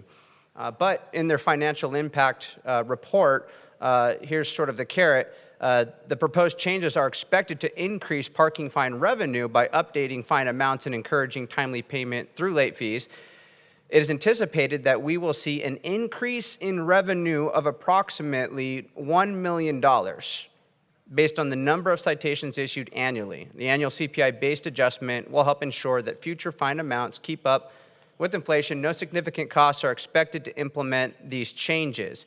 And so I would say that does kind of change things a little bit when we're looking at this falling in line with trying to increase revenue for our general fund. But at the same time, I'm just not real keen. It doesn't sit well with me just having that money go dropping into this big bucket of the general fund and kind of disappearing into the ether like a vapor. And so I just don't feel like I can support it just on that. But there is a rationalization to it, which would be if we were to prioritize public safety enhancements, I can see a path forward. If we were to earmark these funds and assure that this would go to fire and law enforcement, I think that's more reasonable. And so I remember a while back we had visited the possibility of 2 fire captains, and we approved one, and the second was still kind of waiting in the balance, and we're going to be looking for the funds to support that to the tune of about $289,000 for that position. And when we're considering that position, I think there was, it got overlooked as, this is just for special events. And I just really want to clarify that, special events is not something just to be glossed over, especially in Huntington Beach when we attract hundreds of thousands of people to our beaches, especially through these events. And so just to kind of go over what this administrative captain's duties would be, it's a lot more than just, hanging on to our walkie-talkie and making sure that, all the extinguishers are in the right place. Planning responsibilities for this captain would be to lead comprehensive planning to identify risks, develop response strategies, and ensure regulatory compliance.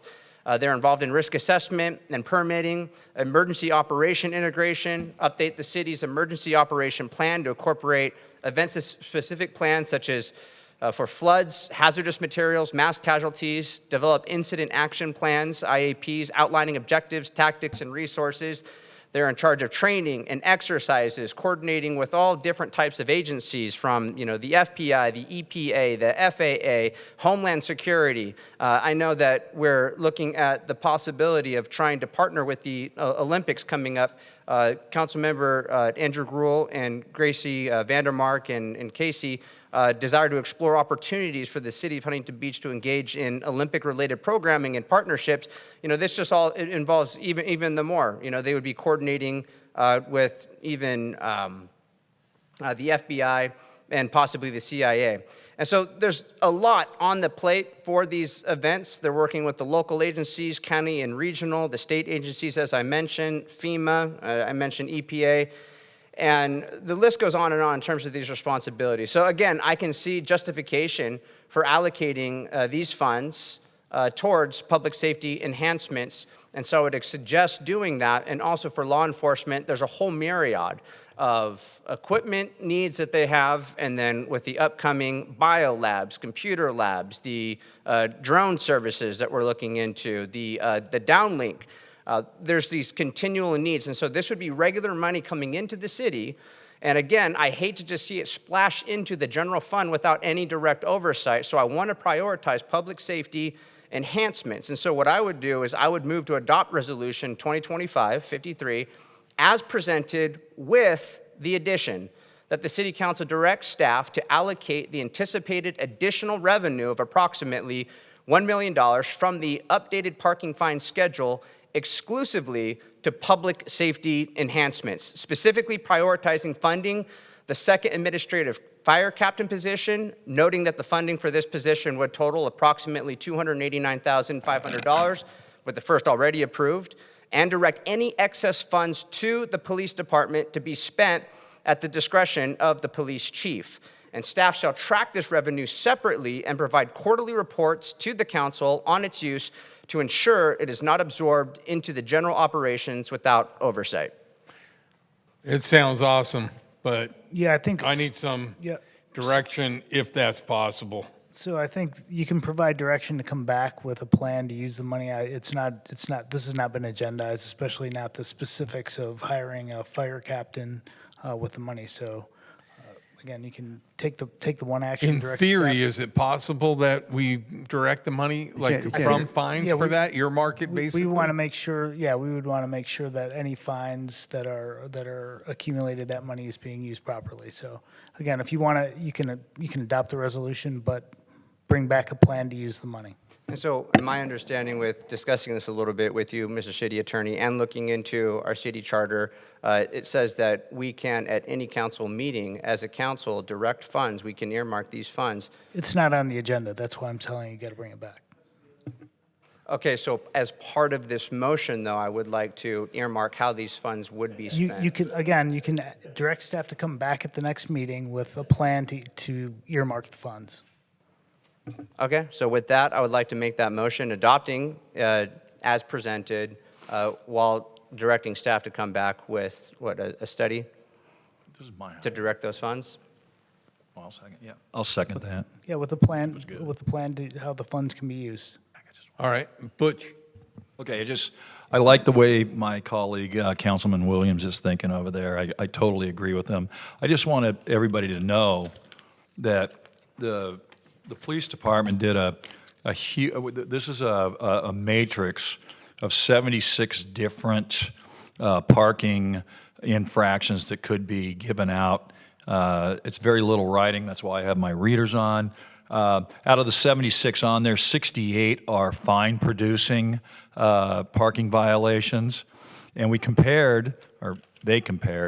our police department compared fines in Newport Beach, Laguna Beach, Long Beach, and Seal Beach. And I can tell you that we're right in line, if not a little bit less, than our surrounding cities. I actually had called up or requested that Lieutenant Archer and Captain Nicotin came up and talk to me today because I saw a couple items on there that I wanted to raise the fine on. they mostly had to deal with handicap parking and handicap ramps being blocked, because nothing bothers me more than to see non-placard cars parked where placards are required. So I'll let Lieutenant Toby talk about that real quick.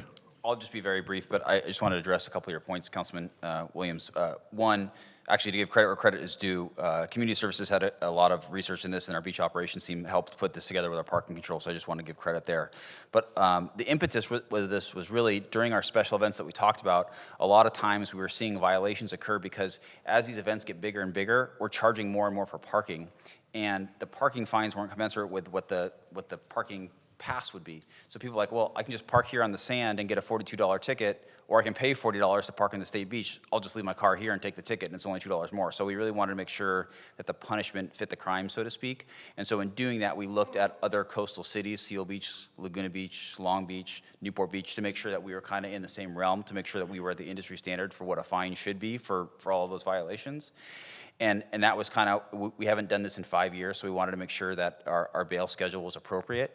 And then, obviously, in the name of efficiency, we thought, hey, why not just increase it with a CPI every year so that we remain consistent, and we don't have to do this every couple of years. It'll just incrementally go up. So that was kind of the impetus behind looking at what the bail schedule was. It wasn't necessarily to get more taxes, it was just to make sure that the punishment fit the crime, so that there was a disincentive for people to commit those violations, especially during our major events when traffic's already an issue. So that's all. Thank you.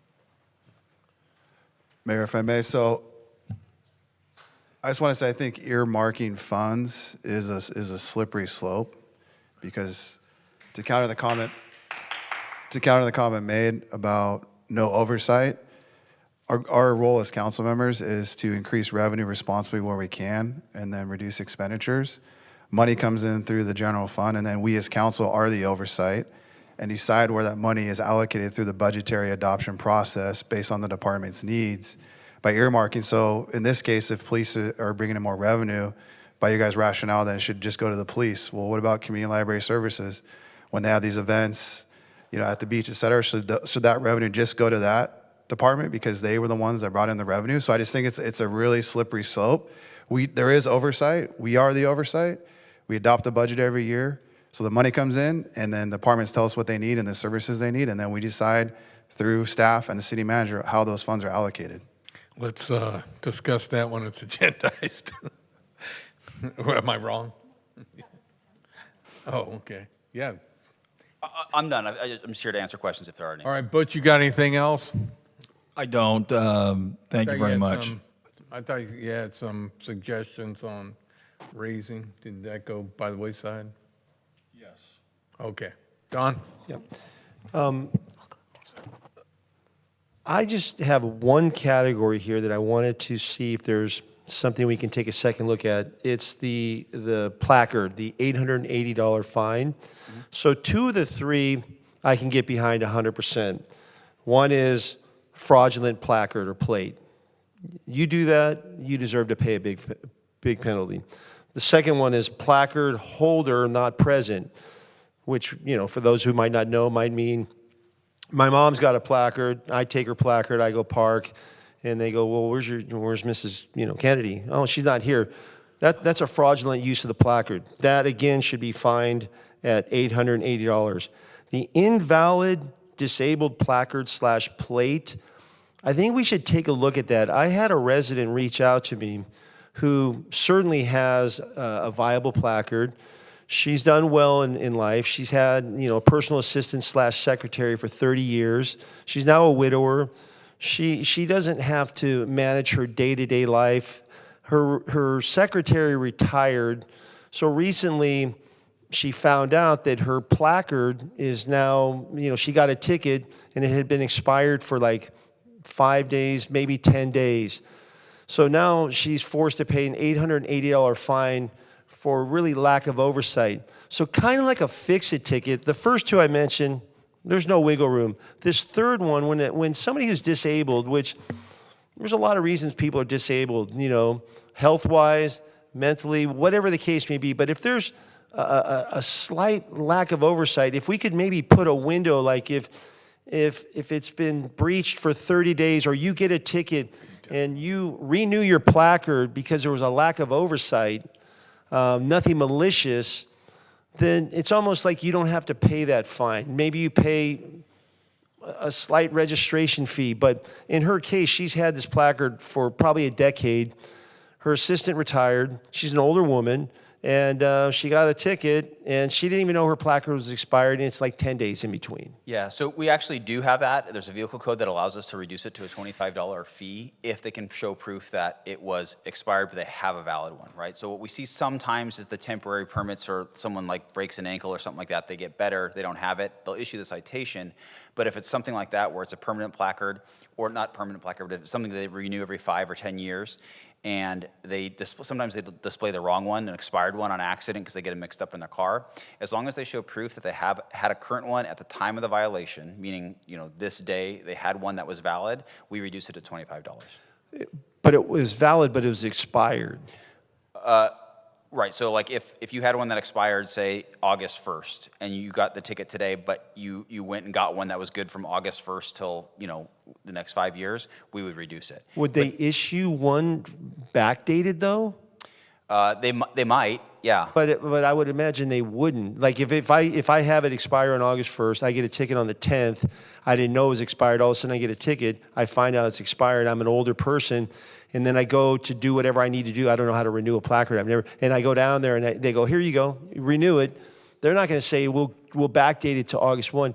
Couldn't there be a review board? That's a heavy fine for somebody. I totally understand, and it's hard to answer what-if questions, but on a case-by-case basis, if that came across my desk, we would absolutely reduce that fine to $25, because in the interest of justice, that's all right. I think I said, well, what did you do? And I guess you have to file a plea and send it off to Newport or something to that effect. They do have to show proof that they had it or they got a new one, right? Yeah, I mean, so I'll revisit with the resident, but I mean, not just for that resident, they happen to reach out for me, but I think, if any resident had the viability and expire, that's just a heavy fine. Sure. I don't think they would know that they can maybe come visit City Hall, and, it's too bad there's not a mechanism that says you got a ticket, you renewed within 30 days, so just the computer saw that and it just negated the fine through, some automation. Yeah, I mean, I guess I don't know how many of those violations occurred that are in that, margin of error, but I do know that is one of the most heavily contested citations that we get. Because of that reason, people mix up placards or they let it expire or whatever, and oftentimes we're reducing those down. Okay. All right, well, I'll see where she is, what phase she's in or whatever. And I'm more than happy to contact her on your behalf as well. Thank you. Pat, that was Councilman Kennedy just talked about was exactly the questions I had. And when I met with Lieutenant Archer today, I brought up very, very similar circumstances when he says, yeah, just bring in the current one and it's $25. So I think that's completely acceptable. That might just be a procedural thing you guys can maybe improve on. Leave a notice with the citation or something like that, that it's contestable. But Casey. Yeah, no, just based on my comments earlier about earmarking being a slippery slope and it's not necessary, it's redundant because we already have oversight and discretion of how funds are allocated through the budgetary adoption process. I want to make a substitute motion just to adopt the resolution as written on the agenda. I would just like to ask the city attorney for clarification. So if the projected $1 million is on the agenda, are we not allowed as the financial authority to simply suggest how we would like that money to be allocated? Perhaps if we just simply did a split, like a 30-70 split between fire and law enforcement, without being specific in terms of. Yeah, I think it's better if you're going, it's not on the agenda, it's pretty specific that you're just adopting this resolution, increasing the fees. There's no mention about how A separate H item then? like that, yeah. Would it be a separate H item next to time? Or you can bring it back, yeah, however you want to do it. Or Or pending? Well, let me say this. There's a substitute motion on the table, so I think you need to. Okay. Was my motion seconded, the first motion? I don't know if his motion. I seconded it. Okay. Okay, Gracie.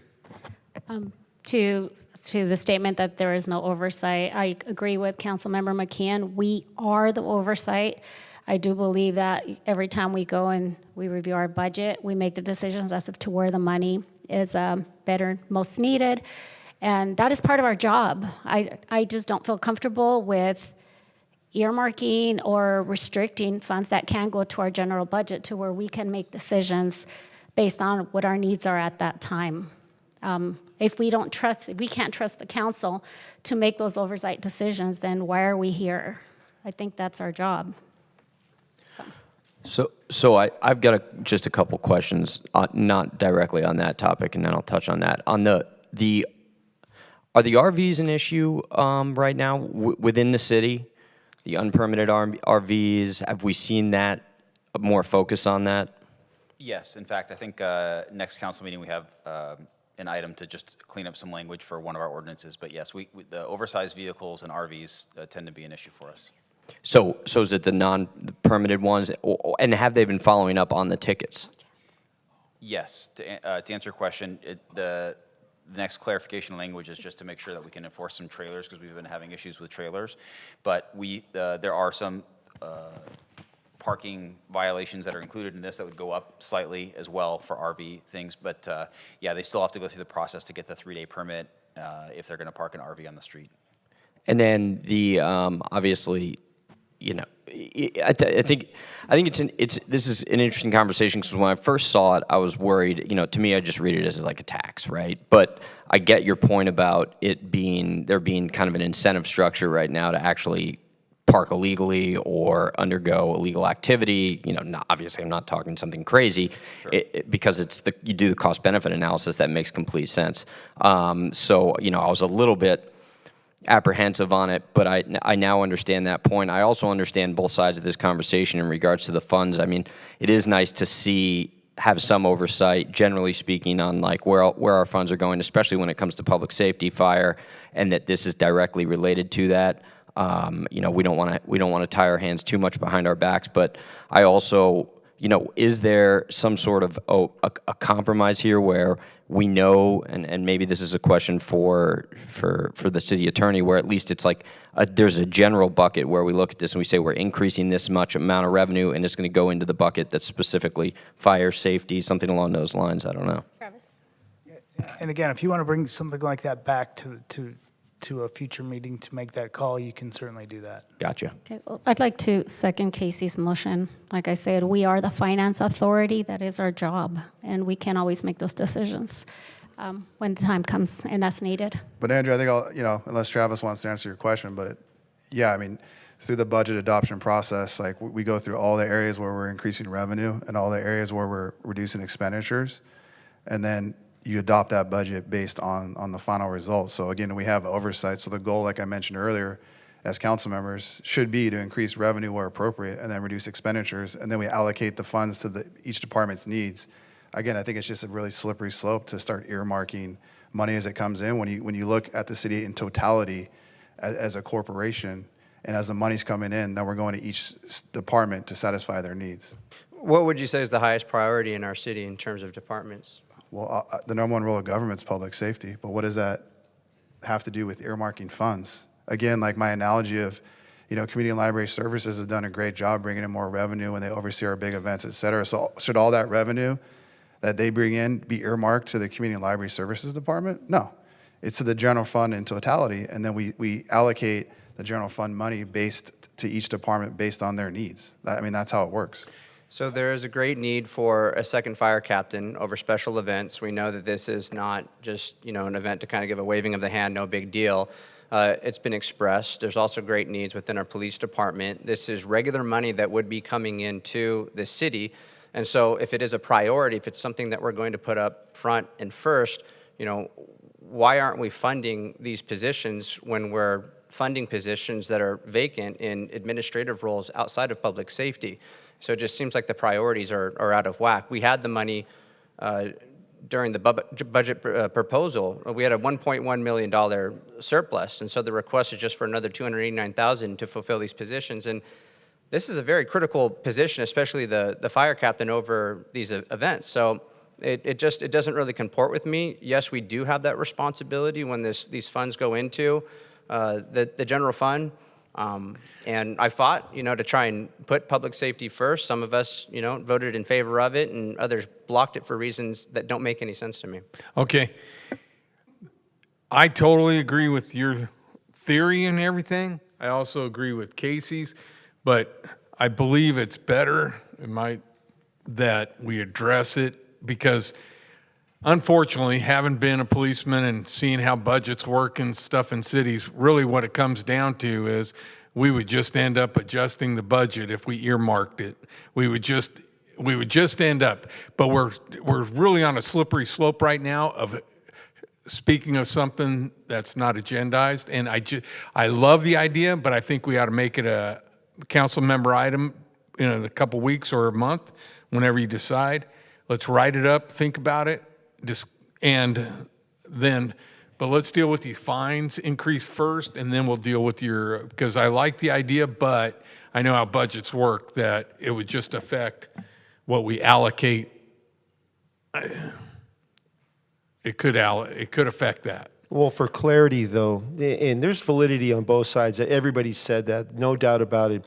But Pat, or city attorney, if we vote for the fines now without deliberating on Councilman Williams' position or some of the other positions, are we able to deliberate? And let's say his position passed, would we then, since we've already passed this initiative here for the fines, then we could just take that strategy and use it for the fines that are collected? Or does it have to be that strategy approved first before we approve the fines? No.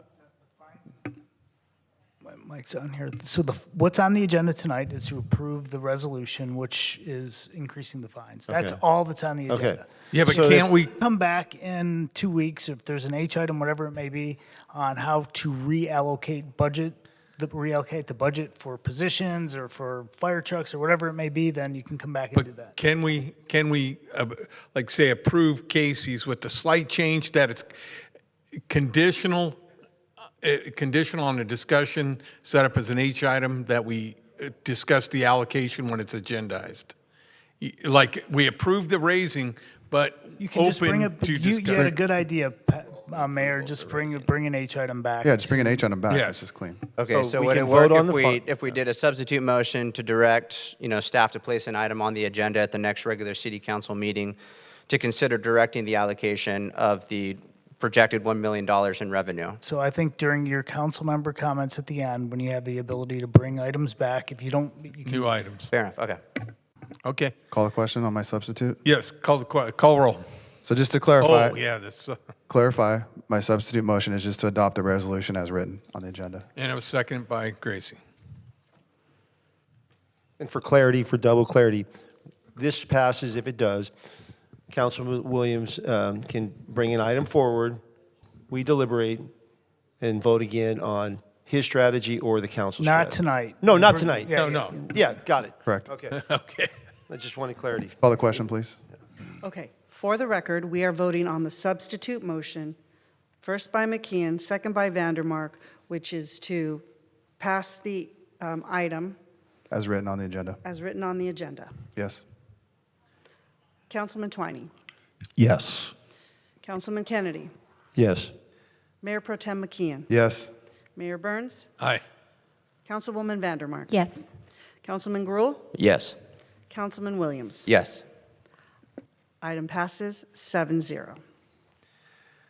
Okay, I pulled item 24, but I am going to make a motion to pass it, but just with the statement of much frustration and kind of non-understanding of how a roof could be that expensive. Joe? It's the, kind of what gets me to is the contingency, that it's already assumed that contingency is going to be spent. Joe, real quick, how big is the building? It's 1,400 square feet of the roof portion. Okay. And to address the mayor's concern of the cost and also the scope, it's not just shingles. It's not just a roof project. We're also installing new drainage, full siding replacement, fascia, awning, and paint for the entire building. So, 98. Yeah, it's just like $98 a foot, so it just seems really high. And it's prevailing wage, I assume? correct. Yeah. And the only thing I'd rather add, this is a low bid, and staff is recommending the lowest bid that abided by the bid process. Correct. Yeah, I understand that. Believe me, but having done some roofing myself, and it just kills me that the price tag just kills me. So, but I'll make the motion to carry it. Second. Any discussion? Call the roll, please. Councilman Twining, Yes. Councilman Kennedy, Yes. Mayor Pro Tem McKeon, Yes. Mayor Burns. Aye. Councilwoman Vandermark. Yes. Councilman Gruhl. Yes. Councilman Williams. Yes. Item passes 7-0. All right, item 25. Yeah, I just wanted to pull this to highlight it for the HB residents and most specifically for my southeast HB neighbors. So, Chow, can you give a quick presentation? I want to provide a summary that we received award from the Orange County Transportation Authority for a grant application under the Complete Streets program. We were awarded $4.6 million, almost 4.7, and our match is $640,000. This includes magnolia improvements along the corridor, going from Adams all the way down to PCH. The project scope includes new trees, new sidewalks, pavement, landscape medians, enhanced bikeways. So that's happening in the southeast area. And the match is coming from AES funding that was committed by the council several years ago. And this goes strictly towards the southeast area. Thank you, Chow. And then I know there were questions about other projects in Southeast. You just have some couple quick updates for the residents on those? So back in December 2024, we also applied for the same program under OCTA Complete Streets. We received $5 million for the Banning Roundabout, $4 million for Hamilton, and it includes the same scope of work, which is complete streets, trees, landscape medians, new roadway, sidewalks, and as well as bike enhancements. We're only getting one roundabout. Right. We're not getting a whole bunch of roundabouts, and that's going to be on Banning. And the match for that is $2 million, and that will also come out of the AES funding. Chow, on the Hamilton Complete Streets, is that the entire stretch of Hamilton from No, the not the entire stretch of Hamilton. second half, right? It's the second half, the one that has the most, the lowest PCI, which is the pavement. The pavement is very poor in that section of Hamilton. That's what we're going to fix. Magnolia all the way up to Berkhurst, right? Yes. Yeah, okay. And then on the roundabout, when do we anticipate we would start construction? Would it be like next summer? Both of these projects are under design right now. We're going through Caltrans for clearance. That's going to take some time. We've got some hurdles through that department. And Caltrans, no way. so, yeah, we're hoping to do construction during the summer to avoid any type of school schedule. Right, okay, cool. Thank you. I'll move the item. Second. Anybody else, any other discussion? I just have a quick question. So in the Magnolia project, there was a speaker who had asked about the two-way bike lanes. Is that going to be the case? Is it a two-way bike lane? You had mentioned that, or are we past that point? So the bike lanes the resident was talking about, proposing, we need to look at the roadway width for Magnolia and to make sure that there's room for enhanced bike lanes. We have to work within the lane widths and that we are not impacting any type of traffic or congestion. So if there's going to be room for any bike lanes, it's going to be maybe a vertical element, maybe candlesticks to provide, some type of buffer or enhanced striping, 3-foot buffer. But if he's talking about like a pathway or a bike trail, that's going to take a lot of right of way, and we don't want to impact the travel lanes that are already existing along Magnolia. So it's okay. So it's something we can look at. Yes. Gotcha. All right, we got a motion and a second. Councilman Twining, Yes. Councilman Kennedy, Yes. Mayor Pro Tem McKeon, Yes. Mayor Burns. Aye. Councilwoman Vandermark. Yes. Councilman Gruhl. Yes. Councilman Williams. Yes. Item passes 7-0. I think I'm up. Okay, we got 26 and 27 we already took care of, but there's one issue with 26 that 27, the treasurer. I'm not sure why he's up in the stands when he's the treasurer and he's got to seat down here at the table. Come on down. Yeah. I just noticed that. I'm like, what's the treasurer doing up in the gallery? Wrong seat. A humble servant. All right, move on to 28. Casey. Yeah, so just to dovetail further on one of our campaign promises on our contract with the community about cutting the red tape and rolling out the red carpet for business. Credit where credit's due, this item or topic came up through former Mayor Eric Peterson. So looking to create systems and procedures that capitalize on business where we can and make the permitting process streamlined and efficient. You guys know I've talked about it ad nauseum, our streamlined program through City Hall permitting. So this is focused on special events. So in 2028, you guys know the Summer Olympic Games will be hosted in LA from July 14th through July 30th with several official venues and events taking place across SoCal, including Long Beach and San Onofre, where aquatic events, surfing, sailing, beach volleyball, and other competitions are scheduled. As an internationally recognized coastal destination with a strong identity rooted in surfing, skateboarding, outdoor recreation, HB is well positioned to explore how it can participate in or complement regional Olympic programming. The city is home to the Vans Off the Wall skate park on the north side, the Huntington Beach Sports Complex, the iconic HB venues that reflect Olympic disciplines and appeal to international audiences. So in collaboration with Visit HB, city staff proposes to explore Olympic-related engagement across 4 key areas. 1, coordination with Olympic organizers and media entities. Explore the potential to serve as a satellite location for Olympic media coverage, live broadcasts, or IOC-led programming that expands the game's regional footprint. 2, use of local facilities for training or practice. So evaluate the potential for city or partner-owned facilities to serve as practice venues, especially for Olympic disciplines such as surfing, skateboarding, and beach events. 3, hosting or supporting international delegation activity. Investigate interest from Olympic delegations in establishing base of operations or community engagement sites in HB, including potential cultural activations and public exhibitions. And lastly, citywide and community events. So consider the feasibility of Olympic-themed public events, such as beachside viewing areas, youth sports clinics, cultural showcases, or fan zones, potentially in partnership with USA Surfing, USA Skateboarding, and other sports organizations. And so this effort would also include evaluating Huntington Beach's proximity to Olympic venues in Long Beach, Anaheim, and identifying transportation, tourism, and branding synergies. I know there was some heartburn that we didn't land, the surfing or volleyball Olympic Games, but with those would come a lot of heavy expenses for the city that doesn't always translate to long-term lasting improvements. So I think this is a great opportunity to capitalize on the draw that the Olympics will bring to our region.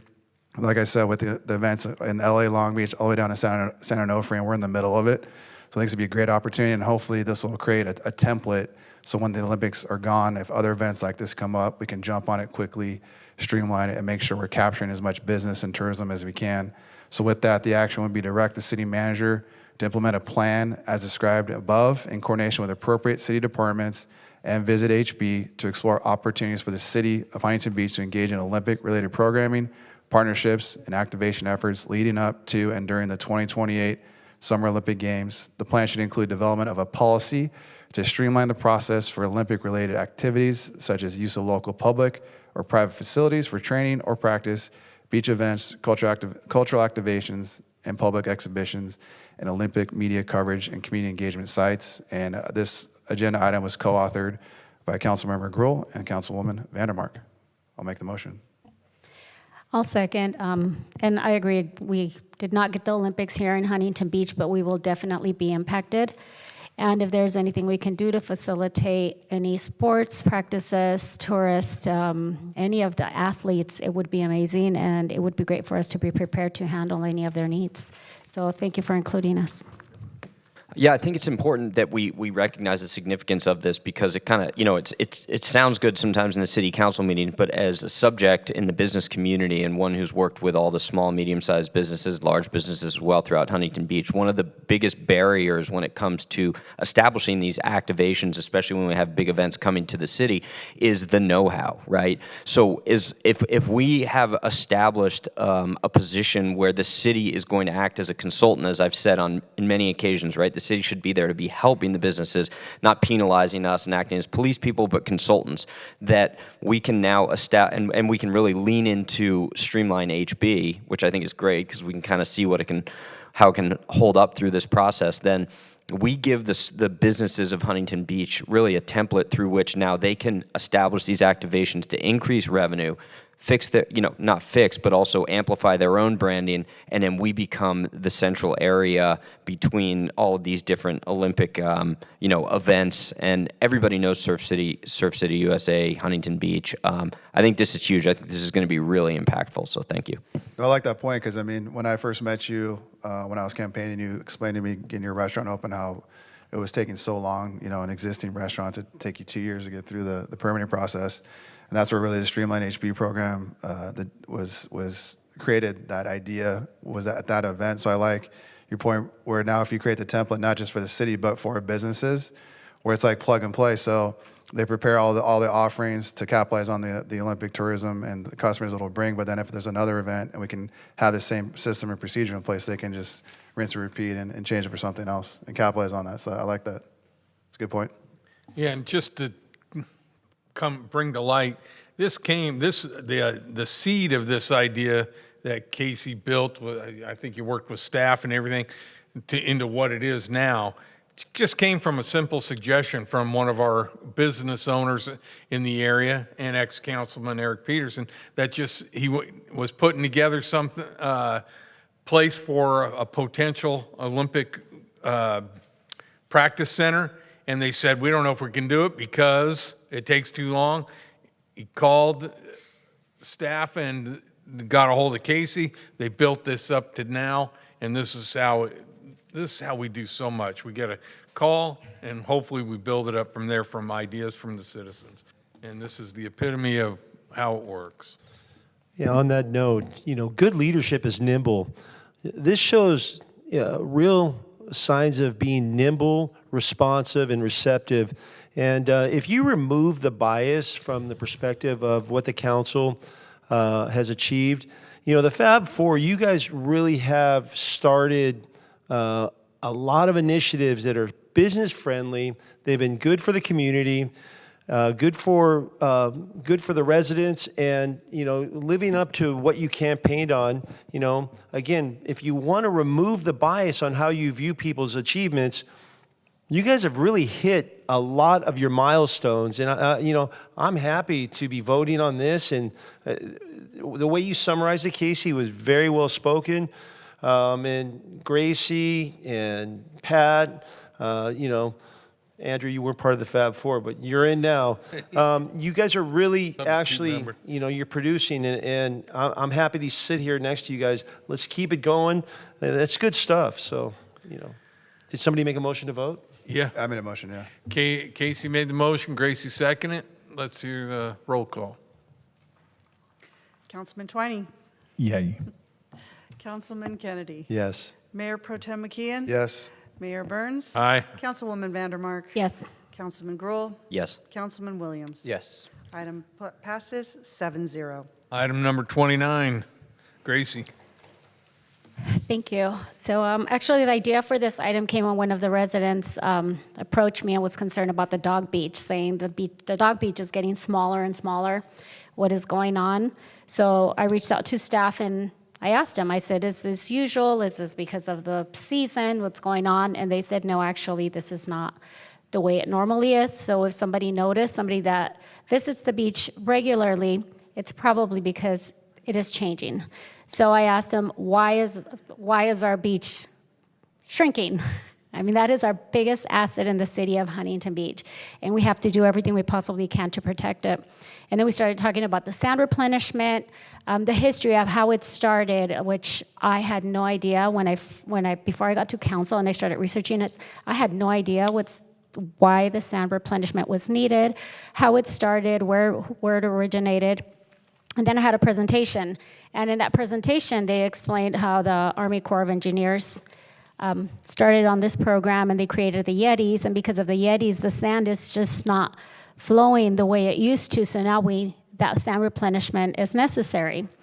And also it was brought to my attention that sometimes this was supposed to be done, approximately every 5 years, I believe, and sometimes because of lack of funding, it's been prolonged amount of time before that they actually do the sand replenishment to like 8-9 years. And it's just making the issue worse. So I brought this item forward so that we can put together a presentation and share that history with the community. I think as Huntington Beach residents, everybody will be fascinated to understand the history of how and why we're here. Also, I'd like to bring this item forward also to bring awareness as to why it is so important to continue to advocate for funding for the sand replenishment. The Army Corps of Engineers doesn't always have the funding.